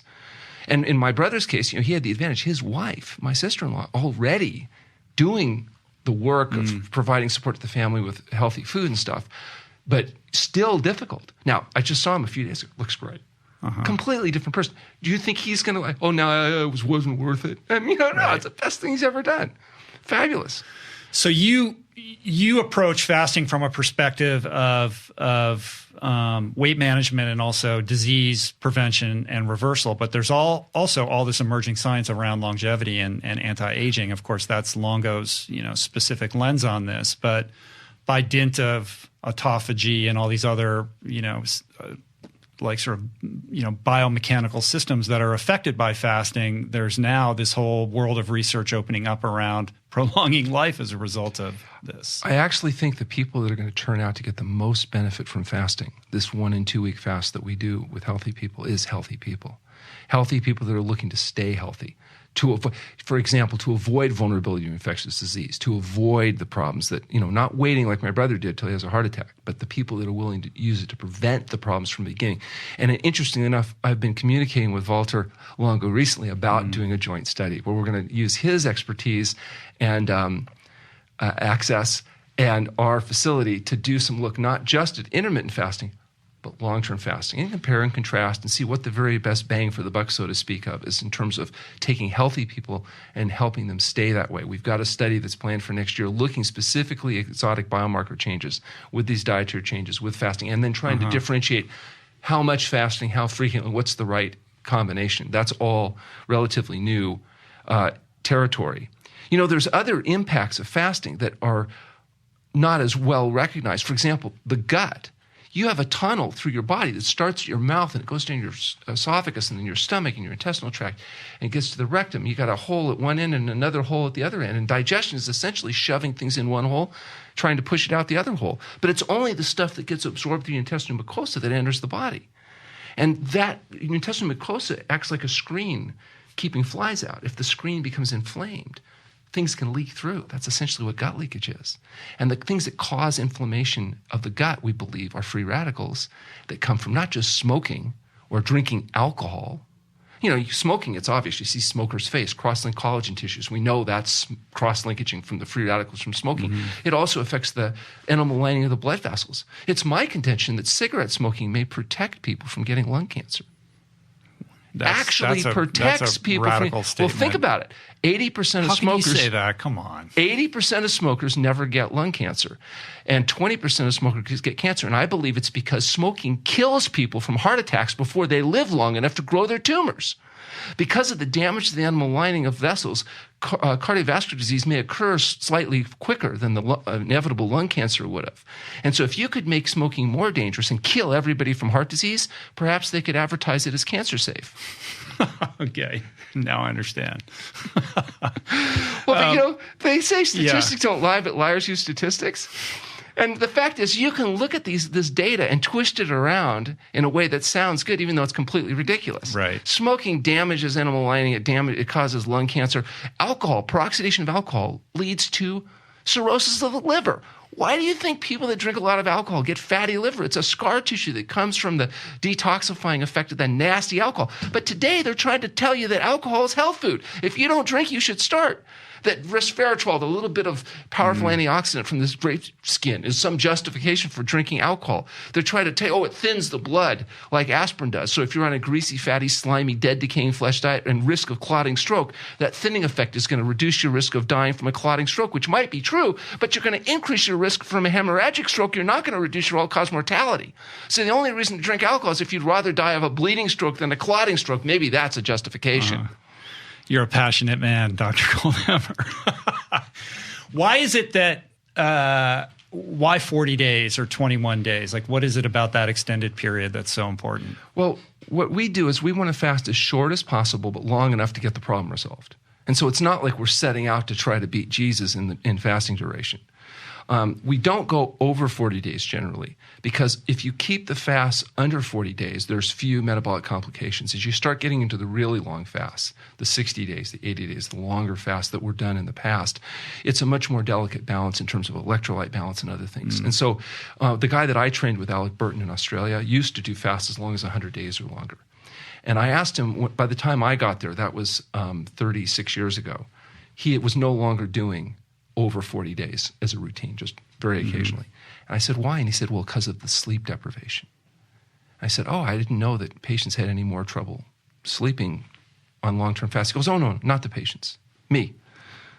He had sleep deprivation. He was just worried too much. He'd worried too much about it. So he decided to keep it to 40 days because we knew from experience that that was the period of time you could go without getting into more of the complications. So there's no electrolyte supplementation or vitamin and mineral supplementation during this period? You're looking at me like I'm crazy. Water-only fasting is the complete abstinence of all substances except pure water in an environment of complete rest. Is there a particular kind of water? We use fractionally steamed distilled water just because it's pure water. Patients that are fasting get really sensitive. They won't tolerate municipal contamination and other stuff. They just want pure water. It's H2O. It's just what rainwater would be if the environment wasn't polluted. And so anytime you start supplementing, like, for example, there were some long-term fasts done by medical authorities that killed people.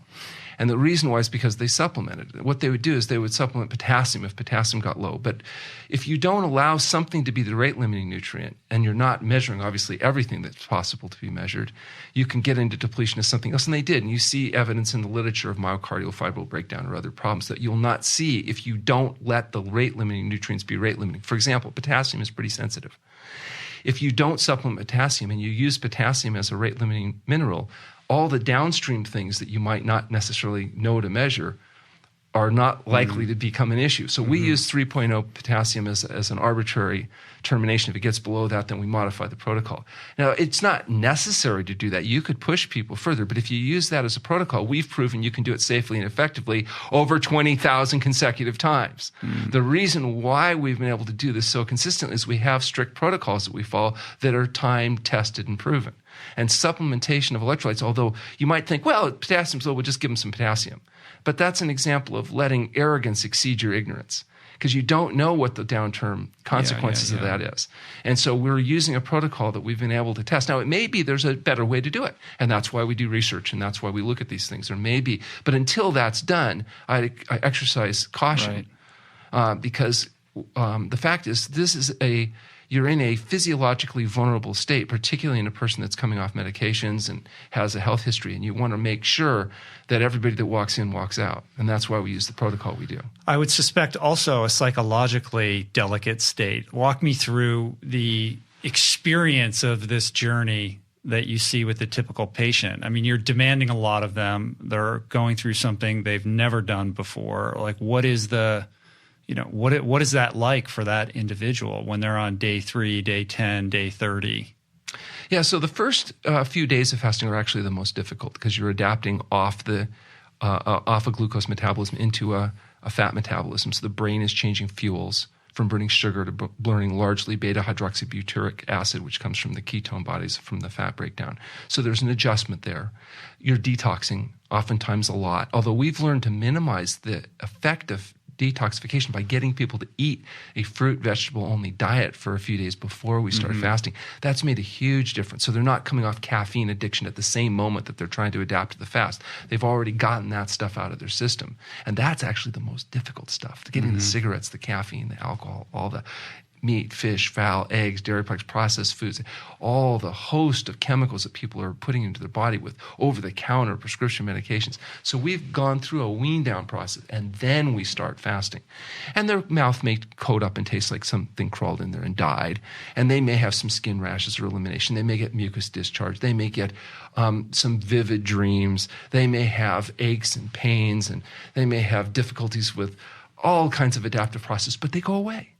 And then something else comes along, and then it goes away. And then it becomes very empowering because they realize that they're able to get through this process, that just because they had a headache doesn't mean they have to rush out and try to suppress those symptoms with a pill. It goes away. The body's able to heal itself. And then once you get into 4 or 5 days of fasting, the body's pretty well acclimated to the fasting. At this point, there's no hunger. People are going to cooking demonstrations. They're coming to lectures. They're going to the dining room to socialize with people. They're 5 days, 10 days into a fast. You think, oh my God, you haven't eaten for 10 days? No, I just enjoy being there. That's crazy. It's not a problem. So then, depending on the patient, sometimes they start getting relief. Their pain, maybe for the first time in years, the pain that they've been suffering with is going away. And they may find that, some people that have these chronic debilitating problems start resolving. Things start falling off. Tumors start shrinking. They start getting excited, like, oh, maybe there's something to this idea of the body healing itself. And, we're monitoring these patients to go through the process. And then at some point, you get to the point where there's a limiting factor. Maybe their electrolytes start to drop a little bit, or their energy is not acceptable. They're not able to maintain adequate ambulation. Or maybe that's how much time they've got. Because, some people have jobs and lives and responsibilities. So we only have so much time to here work for with. 40 days. Yeah.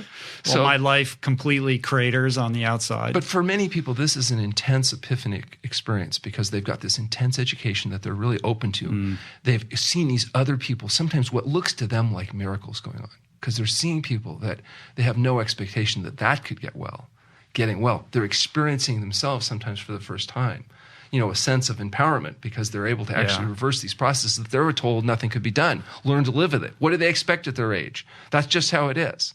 And now they're thinking, wow, if they were wrong about that, maybe they're wrong about other things too. And they start looking at all aspects of their life. The empowerment aspect of it has got to be huge. Like, even if you set aside all of these, physical benefits that are a result of this, simply the fact that they did something that seems impossible, very, very difficult, and get to the other side of it has to, sort of make them feel like, okay, now nothing is impossible. Like, I just did this thing that almost nobody does. Now, what's the next challenge that I can tackle? The idea is that many people think that if you fast, you die. They believe if they got on a plane in New York and they were to fly all the way to California, they would die over Colorado, except they ate the peanuts. That the pretzels saved their life. What do you eat when you fly? And somehow, if you fasted for 10 days or 20 days, sometimes the idea that you might have to skip a meal because there was nothing healthy to eat doesn't seem quite so overwhelming. There's definitely empowerment. And I think that the other thing that happens is when you start feeling what it feels like to be you instead of what you'd become, that's very empowering. I think the same thing happens to athletes. When people first start exercising at first, it's not pleasant. They got aches. They got pains. They're fatigued. They're not getting the success. They can't do what they want. But as they do it, they get to the point where not only do they tolerate, they're not just doing it because they want to, maintain the weight or get the figure or whatever it is. They're doing it because they start realizing they're getting real intrinsic benefit from engaging in this consistent activity. And now they don't want to give it up. And I think the same thing happens when people really get into a healthy lifestyle. Yeah, they're invested. They don't want to go give it up and feel like everybody else feels because of some greasy, slimy, convenient food. They're willing to pay the price of trying to do the planning and do what it takes to try to ensure that they can get their needs met. Just like I think people that get into a regular exercise regime realize that now this is so beneficial, they will literally structure their schedules around making sure that that's an important part of their activity. And the same thing happens with sleep. When you realize how important sleep is to health and maintenance and energy, you start prioritizing that. And you don't compromise your sleep, you don't compromise your exercise, and hopefully you learn to not compromise your diet and lifestyle. I tell people, here's what you need to do. First, get enough sleep, because it's your most critical activity. Then engage in regular exercise so you can dissipate the tension, you can build fitness, and have the time to prepare and eat healthy food. If there happens to be any time left, well, fine, you go to work. Let's talk about the food part of all of this. So, well, first of all, Does anybody freak out in the middle of this and flee? Like, I can't handle it. Like, there has to be some people that just psychologically can't handle it. You'd be surprised. By the time people come to the True North Health Center, they're pretty well vetted. They've gone through some screening.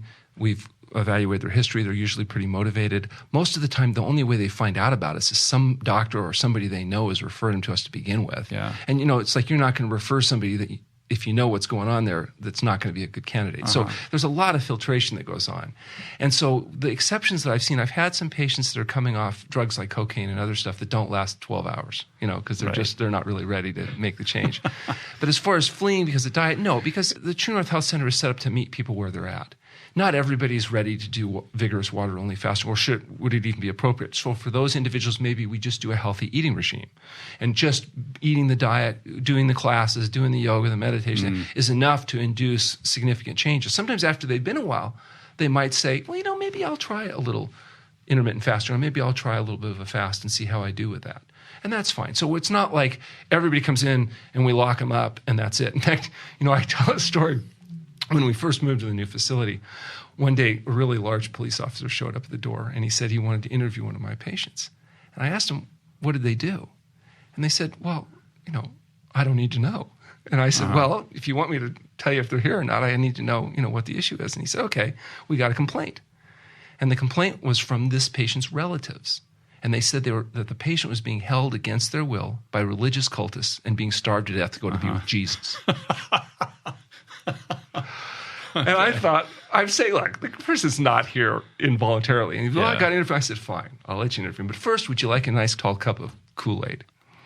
Right. And Dr. Lisle says that when a police officer puts his hand relishing on his hip, your role as a cult leader, he is not comfortable. And I'm not to speak to authorities anymore, but that's funny. I'm thinking it's an obvious joke because Kool-Aid's full of sugar. Where would you serve that at the True North Health Center? Well, I know. It's funny. The reality is that today it's not as much of an issue because now the idea of fasting doesn't seem quite so extreme. It's in the culture now. It's not the Jim Jones kind of perception. Right. So it's not as entertaining. Are you still the only medically supervised clinic that's doing this? Well, I'm really excited because I just visited yesterday. One of our doctors that trained with us, Nathan Gershfeld, is running a facility here in the Los Angeles area. And it's beautiful. I went to see his facility, and it's absolutely beautiful. And for anybody that, and also we have another doctor, Dr. Ewan in Ohio, that's opened up a small facility, is doing really well. I've gotten excellent feedback from people. We have other doctors that we train. We have an intern residency training program. And those schools, I mentioned Texas A&M, there's other medical schools. The naturopathic professions graduates can come and spend a year as a resident doing a rotation at the True North Health Center. The chiropractors often come and spend 3 months as part of their training at the True North Health Center. And those doctors, we're hoping to open up more facilities around the country. And we make people that contact our website can get access to whoever the local fasting supervisors are. And we're happy to provide that information. And it's really exciting to see these guys not only learning how to do it, but actually figuring out how to get these places open and offer affordable care to people. And, the thing that it's always gratifying to see the clinical results that they're seeing, because it's really a hard thing to do in an outpatient practice. Yeah. Unless you can control a person's environment, it's hard to really induce these kinds of profound changes. It's got to be incredibly gratifying as a medical practitioner to see such dramatic results. Well, I think that's one of the reasons we've been successful. We have a dozen clinicians now at the True North Health Center. We have 5 medical doctors. We've got osteopathy, chiropractic, naturopathy, all represented. And these doctors, once they come, they often are with us their entire career. In fact, Dr. Clapper just retired after 9 years at True North Health Center. We joke that we're like the firm, once they start. But it's because they like the low patient intensity. In other words, they're not having to see high volumes of patients. So they're spending a lot of time with a few people instead of a little time with a lot. They like the center setup where the doctor's able actually to get all that intense education done without it coming out of the visit time, that they can spend the visit time really working with the patient's specific needs. And they like the idea that people get well. And so the combination of that allows us to keep the doctors, even though they probably work harder for less with us than they would if they went off and worked for the local HMO or whatever it is, that it's enough gratification, enough benefit that those doctors really like working at True North Health. And we're able to keep them. What is the kind of current relationship that you have with the conventional, medical establishment? Like, how are they perceiving what you're doing now? Well, it's been a revolution, actually. It's been amazing change, because when Dr. Sultana, who's been with us now about 20 years, came, the first thing we did is we got him to take a job with the local hospital as an urgent care doctor. And so he became known to the medical staff there and the nurses, and he's such a wonderful doctor. They loved him. And so that allowed us to have a good relationship with the immediate. We have a trauma center, just a mile away. And so some of their nurses are patients of ours. We provide chiropractic support to the nurses at that hospital. Some of the hospitalists purchase their food through our outpatient deli. So we have a good working relationship. And now that they're seeing some of our referral patients that we're doing for diagnostic workups and people getting well, that's really helped too, because they're not used to seeing people actually recover. And so today it's completely different than it was 20 years ago, where we were seen as some kind of, crazy people. Now, I think they see it as a little bit odd and different, but at least for people that have whatever it is they see get well, acceptable. Right. And they know we're well-intentioned. The other thing that's made a big difference is we've published a number of papers in peer-reviewed medical literature, including on the safety of fasting, the effect of fasting on high blood pressure. We've recently finished a study with the Mayo Clinic looking at primary prevention of stroke. That's in review right now at a major journal. We're hoping that we'll get positive publication of that here in the next couple of weeks. We've done a study with Luigi Fontana from Washington University looking at biomarker changes in the gut microbiome before and after fasting. Right. We have a couple other studies that we're enrolling in right now. So now we're getting some affiliations with some of these major players like Walter Longo, which is going to allow us to get into journals that we might not otherwise have been able to access because of the power that these guys bring. Yeah, his his credibility and his pedigree, I would imagine, is very helpful. Oh, he's done unbelievable, just fabulous work. And he's a wonderful guy. Yeah. We're so fortunate that we've got these kind of people out there trailblazing into the scientific and medical literature. Because as clinicians, and particularly alternative health clinicians, we're not always viewed with the most open-mindedness from much of the medical profession. Yeah. Well, the other big piece here is the diet and nutrition piece. I would suspect that a lot of people come to True North because they saw you and they saw those case studies portrayed in What the Health, the documentary. We all saw those individuals, their kind of before and after stories that were very dramatic. And a big part of that, criticized. And heavily, controversial, for sure. We have people telling us, I see there's stuff on the internet that says those people were all paid actors. It was really? all, reverse Photoshop. And I've seen some unbelievable... Kip and Keegan just kind of grabbed them randomly, right? Like, how did that happen? They showed up and wanted to do the film, so we did some interviews. And then they came back and they said, well, they've decided they wanted a little more...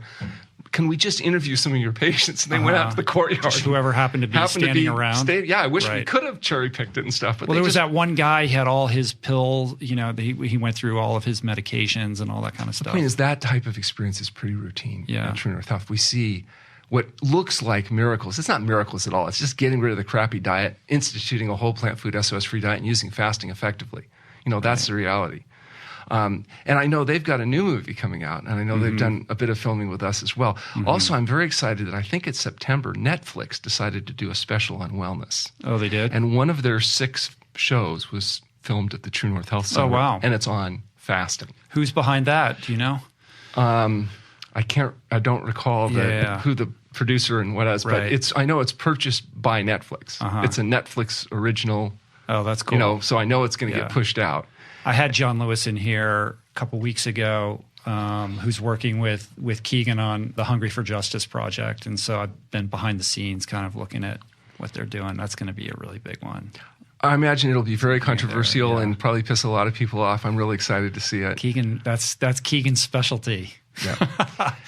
But all right, so the food part, the protocol that you recommend and that you apply with your patients is, owes its debt of legacy to Caldwell Esselstyn and, a whole legion of those pioneering doctors who have put the whole food plant-based diet onto the forefront of public awareness. We've seen it grow in adoption and recognition, and we're seeing the benefits of that.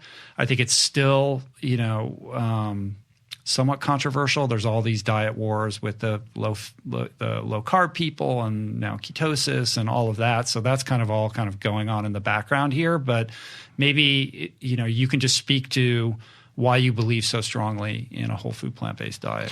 Well, the exclusively whole plant food diet, I think, has a lot of support, whether it's John McDougall or Esselstyn, or you mentioned one of my heroes, T. Colin Campbell, just a brilliant guy. So they all make a very compelling case that people should eat a whole plant food diet. And it's interesting you call it a whole plant food diet. I notice that you always do that instead of calling it a whole food plant-based diet. What's the reason for that? So I want whole plant food diet because a plant-based diet implies that, it's based on plants, but it allows it allows flexibility. Interesting. And so I think that Dr. McDougall and Dr.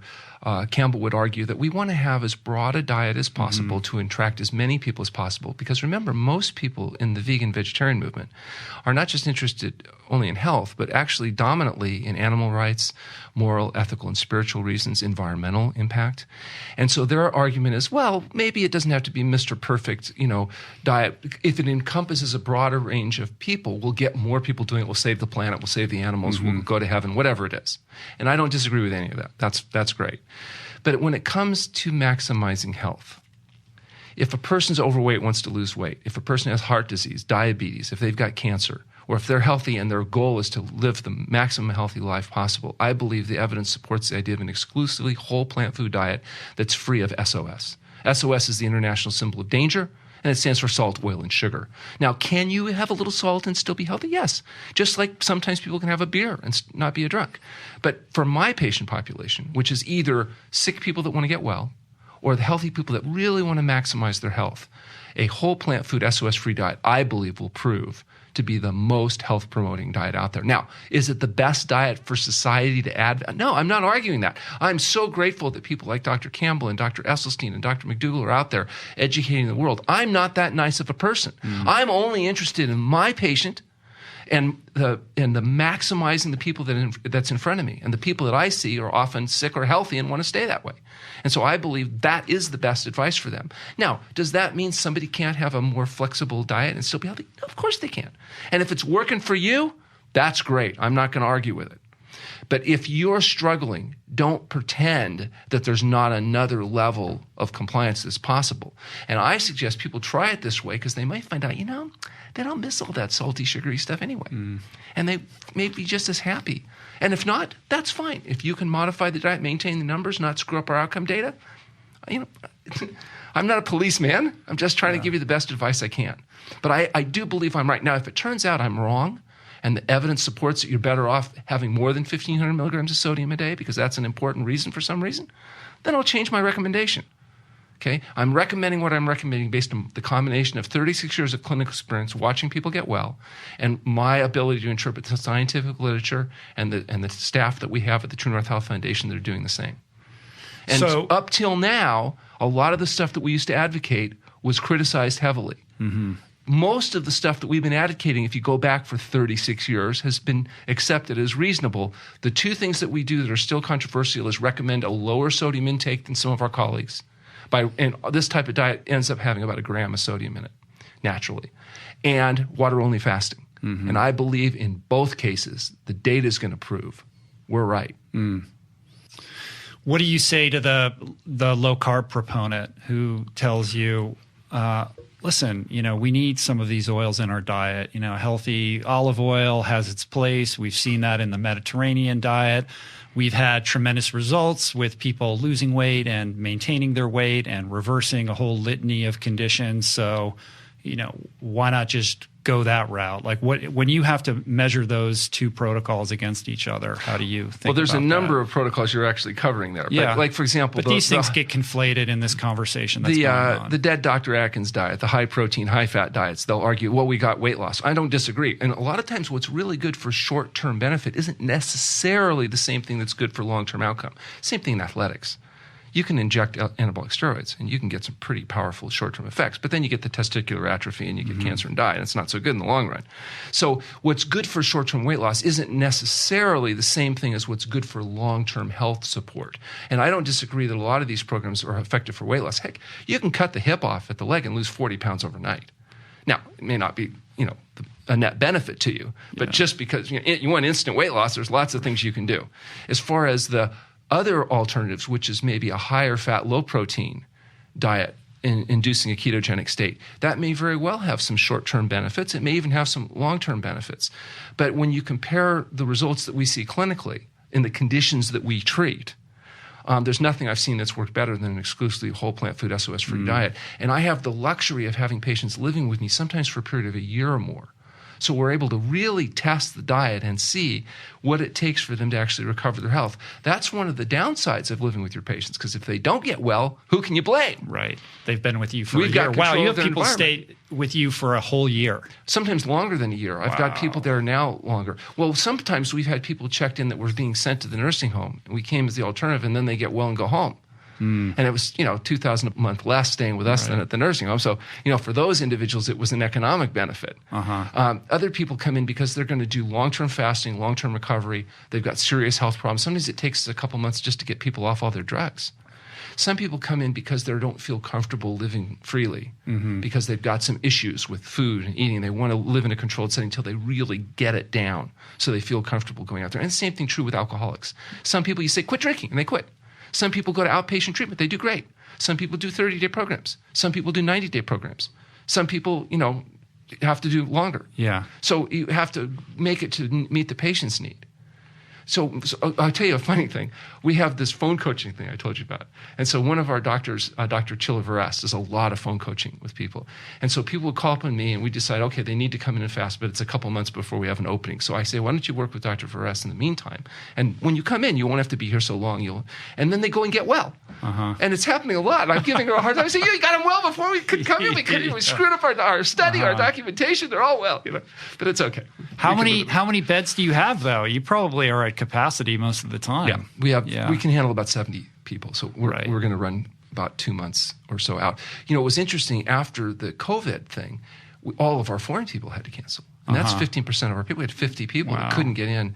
But we had so many more local people because now people can work from home. So some people that wanted to come in, but they couldn't afford to miss work during the full time. So they're working while they're... Some people are able to come in, do a fast, but then they can, during recovery, they can go back to working remotely because we have excellent Wi-Fi bandwidth and all that stuff. So, those patients are able to actually function, in a controlled setting, but not necessarily miss work. Sometimes we have situations where they've got kids. Well, now we have like suites that people book family units.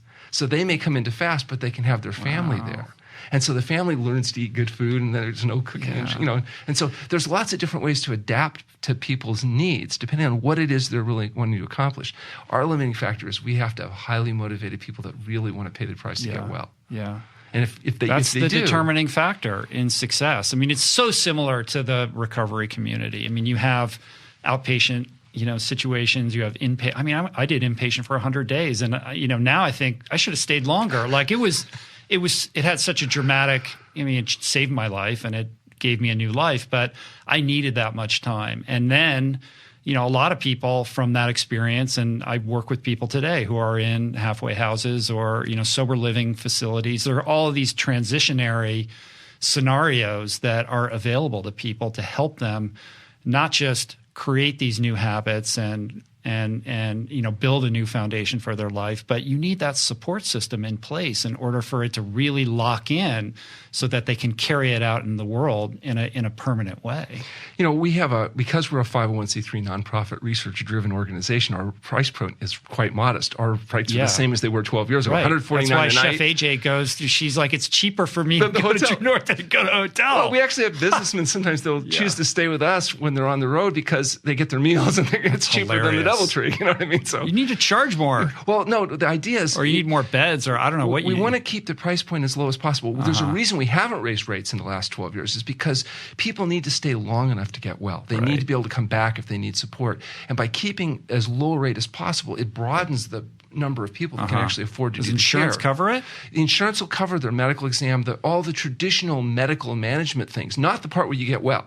That, of course, wouldn't be part of health insurance. The daily rate at the center, the $149. But if seeing the medical doctor, getting any scan or lab, that would be treated just like it would any insurance. What is interesting, though, people that have medical savings accounts, that covers the stay at the center fully, because you are temporarily disabled, you are under direct medical supervision, you are being treated on an inpatient basis. It seems like with the explosion in the rates of obesity and diabetes and all of these, chronic lifestyle ailments that are debilitating millions of people every year and escalating at a shocking rate, that there would be clinics like this in every city available to people, because it really is an opportunity for you to reboot and reframe your relationship to the habits and the foods that you're eating that are creating these problems in the first place. Otherwise, you just become a ward of the pharmaceutical industry. Well, I hope you're correct. I hope you're predicting just exactly what we're starting to see, new facilities opening. But you also have to remember, any place that makes you give up coffee, alcohol, tobacco, meat, fish, fowl, eggs, dairy products, oil, salt, sugar, and maybe consider fasting. Sell. I mean, that's a tough, I have patients that their friends say, well, what do you go there to fast? Just come, you can come to my garage, I'll give you the hose, I won't charge you anything. Yeah, that is true. Although, I think when people are looking at that quadruple bypass, those options don't seem so onerous anymore. And I think the thing is, we've arrived at this cultural moment where anything uncomfortable is seen as, optional in our lives, right? We're so disconnected from challenge and stepping outside of our comfort zones. And to tell somebody, look, you've got to, overhaul everything that you're doing is a difficult message. It's a very undigestible message. But at the same time, like I know in my own experience, and look, you've done this with 20,000 people, to get those people through those uncomfortable weeks and have them arrive on the other side where, you can pull the curtains open and the sun shines in, and suddenly those foods they thought were unpalatable actually taste good. Their cravings have changed. They actually look forward to their meals with these, plant foods. I mean, that's a miraculous thing that I just wish more people could discover in their lives.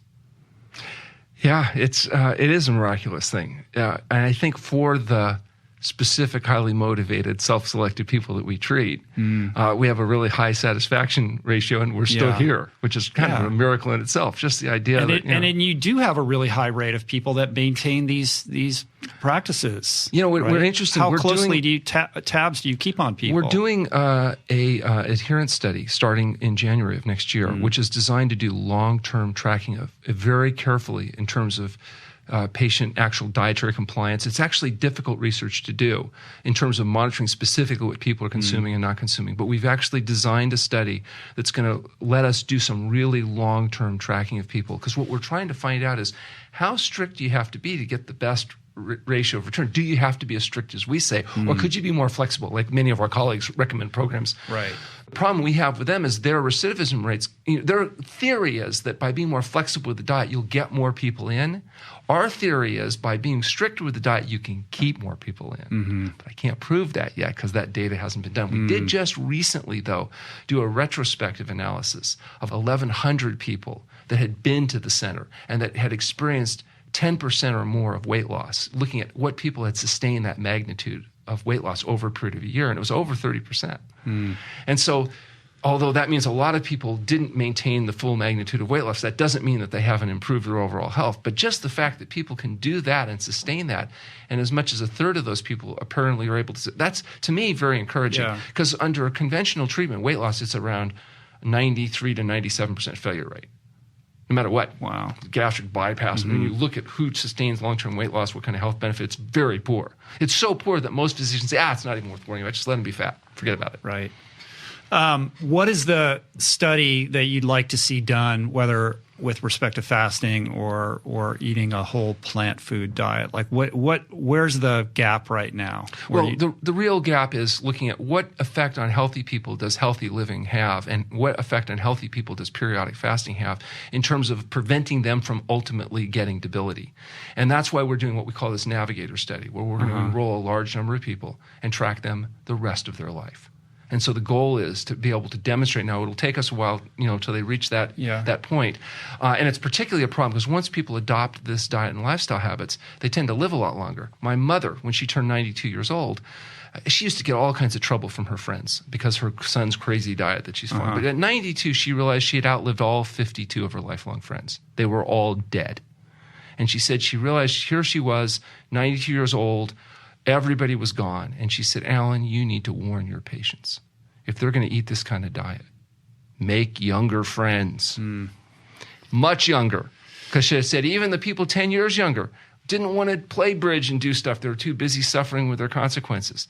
So the bottom line is that it's likely that if you avoid the causes of premature death, you're still going to die. You're going to reach your genetic potential someday. But the period of debility may be dramatically reduced. So you have to be prepared to live a fully functional life up until you reach your genetic potential and not count on vegetating in some nursing home waiting for people to change your diaper for the last 10 years of your life. I like that you got your mom on board.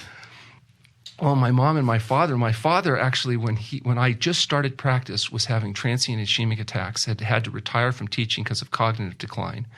And he was really suffering. He came in and was probably one of my most diligent patients, did the fasting, recovered his health, and 20 years later, he helped edit The Pleasure Trap. Oh, wow. So, he was really good to see. Both my mother and father, got it started later in life because I didn't know, early enough, but and both ended up doing really well. So that was good. And good lives and good deaths in close proximity to the end of their life, where they that's what it's about. Yeah, I think it's an important issue. And it's oftentimes not really addressed.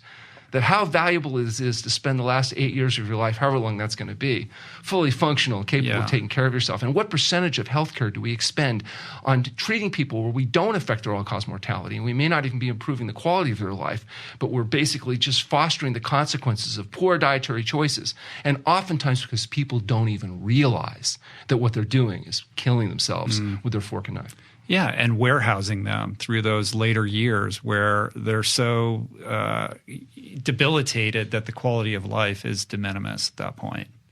So we talk a lot about longevity, how many years are you going to live, but it's really about the quality of those years. Yeah, healthy life expectancy to me is even more important than life expectancy. And interesting, life expectancy for the first time is actually starting to drop. Healthy life expectancy, the number of years you spend fully functional, that should be, I believe, the target. And that's what I believe that where fasting can have the greatest good is in healthy people that use it preventatively to stay healthy in conjunction with a diet, sleep, and exercise regime that's health promoting. Are there other cultures overseas where fasting is more a part of the kind of mainstream? Well, if you look in Germany, lifestyle? Modified fasting at least, the Buchentire Clinic and others are covered by the system, and I think there's a little bit more acceptance of it. Water-only fasting is still pretty extreme. Yeah. And I think it's up to us to actually demonstrate that what we're doing is not only safe, which we've done, but is effective. Right. And I can't say that that's been done. There's not enough research done. But that's why the True North Health Foundation is excited. We have a laboratory now. We have an affiliated IRB, so human subject committee can be approved by people that actually know stuff about fasting. In fact, Dr. Clapper is one of the professional members of the IRB. And we have a research team, Dr. Myers, our director of research, and others that we've now hired to be able to actually conduct these trials. We've got these affiliations with researchers around the world, some of these big impact researchers like Walter Longo. So hopefully we'll be able to do some meaningful research in the next couple of years. We have a great human subjects laboratory at the True North Health Center. We admit 1,000 people a year for fasting already. We already have all the mechanisms in place to conduct the trial, to collect the data. It's happening. Yeah. And so for me, it's 36 years waiting to get to this point to where we can actually start doing meaningful prospective studies. We're there now, and we're ready to do it. And the proceeds from the True North Health Center fund the True North Health Foundation. And so we're not dependent on exogenous grants in order to be, thank goodness, in order to be able to fund our research, because we can do it internally. And that's perhaps one of our greatest successes, is really pulling that off. That's why you don't see, I don't think, a lot of clinical research being done by other than university-based facilities with all of their politics. We're really a freestanding, independent research facility that isn't dependent or beholden to anybody. And you need to educate the next generation of medical practitioners, which is exactly what Dr. Clapper treasure to humanity, is doing in this like third act of his career, going around and lecturing to young medical students. Absolutely. It's cool. And that's what our internship and residency training is all about. Yeah. So you only have 70 some odd beds, right? Not everybody can go to True North. So what is the recommendation? Like, how do you talk to the person who's listening to this or watching this, who's looking to make some lifestyle changes, but isn't ready to, get in their car and drive up to Northern California and stay with you for 40 days? The True North phone coaching service is really great. They can go onto our website and get access to a doctor right where they sit. For under $100, they can do a phone consultation where all of their records have been reviewed and work with the doctor in detail on an ongoing basis. They can talk to me for free. They can call and I'll help at least point them in the right direction, send them to a place that's closest to them, hook them up with the appropriate doctor, whatever it is they need to do. Or they can read the books now. Get Dr. Campbell's whole book and read it, or China's study. Look at Dr. McDougall's excellent books. Starch Solution. Look, the Starch Solution is fabulous. Dr. Esselstyn's book. Wonderful. I mean, we've got so many great resources now from people that are out there doing a really good job representing the scientific literature accurately, but in a way that people can understand and that are meaningful and useful. Our website, everything we do is freely available on our website at truenorthhealth.com. So they can go on there. There's video. In fact, we're just about to launch our own Roku channel where all of our content is going to be available, including our lecture program, our live lecture program at the center, so people will have access to that kind of education and support.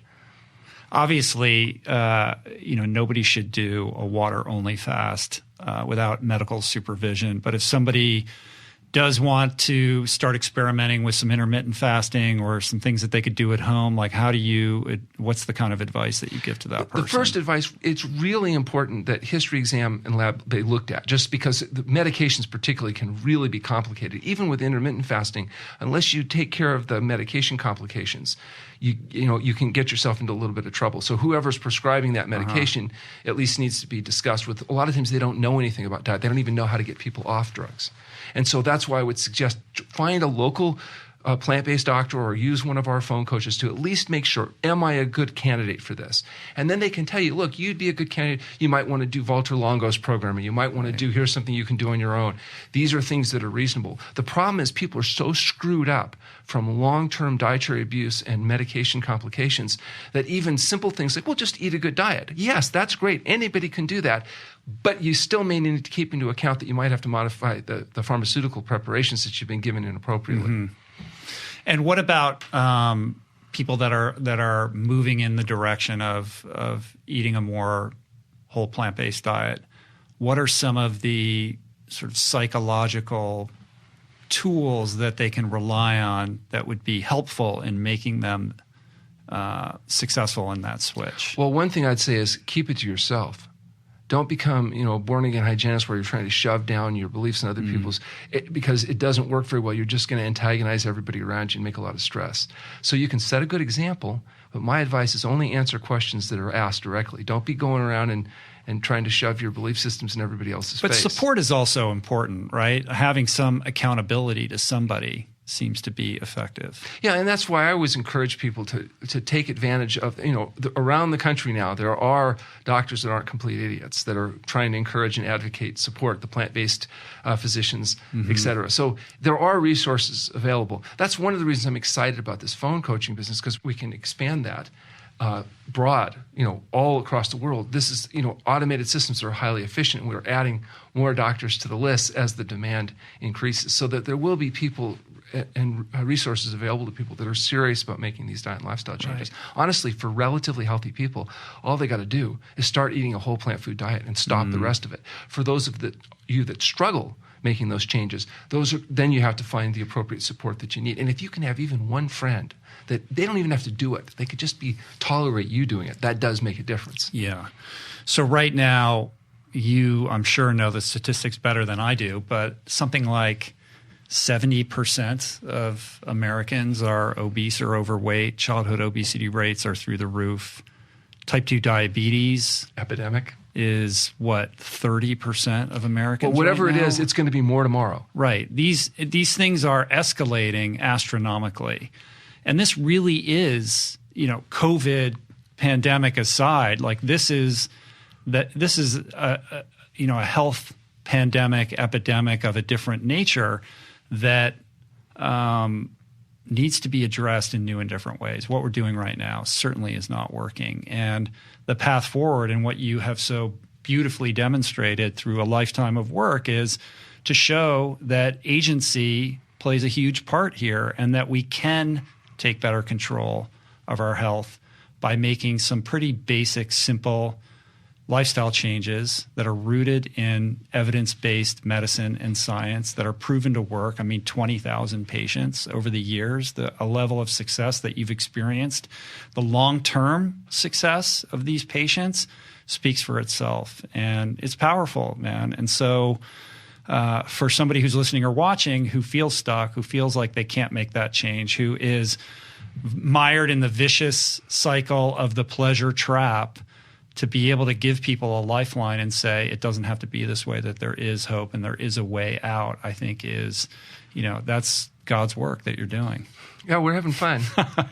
It's interesting. The feedback from The Pleasure Trap has been interesting because that book came out more than a decade ago. Yeah, it's been out a long time. But actually, the sales of The Pleasure Trap now are actually increasing. So that message is a message maybe been a little bit ahead of its time, but now it seems like it's resonating with a broader audience. And that's been really interesting to see. We have a new book that we're working on right now on fasting that'll be out or be done by the end of the year. So we're excited about that. Actually, Dr. Lisle is finally coming towards the end of his book that he's been working on for a number of years. Is he in Hawaii right now? He's on a writing sequestration in Hawaii right now, and he's not to come home until he finishes the book. So I had Dr. Greger in here the other day, and I think he is now out there. They're all out there writing books together. Yeah. So I'm really excited. I've heard 20 of the chapters off Dr. Lisle's book, and it's brilliant. And I'm really excited to have him put that out there, because I think that's going to be a whole nother message and another angle that's going to be really necessary and very useful. Cool. Final question that I ask all of my medical professional guests. If you were suddenly in the position of being the Surgeon General in charge of making policy decisions and regulatory decisions about health in America, where do you start? Well, what I would say right now, the most important thing is recognizing that we need to make our people less vulnerable to the various diseases, whether it's chronic diseases like heart disease and diabetes, or the acute diseases like COVID-19. We need to make them less vulnerable, so we have to start educating people up that health results from healthful living. So we need to fight to improve the diet and lifestyle habits of people, because honestly, you're not going to completely avoid exposure to every infectious agent that comes along, and we're not going to be able to escape heart disease, cancer, and diabetes unless we adopt healthful habits. So we should be incentivizing, encouraging, intimidating, whatever it takes people to adopt a health-promoting diet and lifestyle. My opinion is that is close to a whole plant food, SOS-free diet with regular sleep and prioritized regular exercise and prioritized sleep as you can get. That's what's going to result in healthy living. Diet, sleep, exercise. You do that, you'll do more than all the other jawboning that's taking place right now. Powerful, Dr. Goldhamer. Thank you. It's my pleasure. Thank you for having me. Yeah, of course. I appreciate it. Thank you for sharing your powerful testimony today. If you want to learn more about Dr. Goldhamer and his works, pick up the Pleasure Trap book that he co-wrote with Doug Lisle. And where is the best place to direct people online to learn more about what you're doing? Well, if you go to www.truenorthhealth.com, you'll get access to everything you need. If you want to learn specifically about fasting, there's a website called fasting.org, which is a fasting compendium website. Cool. And I'll link all that up in the show notes, and your phone's going to start ringing. All right. Come back and talk to me again. Peace. Plants. Okay. Mind officially blown, right? I don't know how this one landed for you, but that was quite a bit to take in. Again, don't feel like I have to say this, but I should, and I kind of have to say it. Please do not try a water fast at home. If you're interested, please seek out medical guidance and supervision under somebody specifically trained in this kind of thing. Dr. G isn't much for social media, but if you want to learn more about him and his work, go to the True North website at healthpromoting.com. Check out his book, The Pleasure Trap, which expands on much of what we talked about today and will not disappoint. Finally, check out the episode page at richroll.com, where we have tons of show notes where you can dig deeper into everything that we talked about today. If you'd like to support the work we do here on the show, subscribe, rate, and comment on it on Apple Podcasts and Spotify. Hit that subscribe button on YouTube and also hit that little notification bell so you're always apprised when a new video hits. This one is on video. You're going to want to see it. Go to youtube.com/richroll to check that out. You can share the show or your favorite episodes with friends on social media. We create all these beautiful assets and quote images and video clips that seem to percolate across the internet. I love seeing that stuff show up. And you can support us on Patreon at richroll.com/donate. I appreciate my team who works very hard to help me put on the show every week. Jason Camiello for audio engineering, production, show notes, and interstitial music. Blake Curtis and Margot Lubin for videoing today's show. Jessica Miranda for graphics. Allie Rogers for today's portraits. DK for advertiser relationships. And theme music by my boys, Tyler, Trapper, and Hari. I appreciate you guys. I love you. You guys give me the gift of being able to do this and share this information with you. I don't take it for granted. So thank you for tuning in today. And we will be back here soon with another cool episode. TBD. Until then, treat your bodies right. Be kind. Be compassionate. Talk soon. Peace.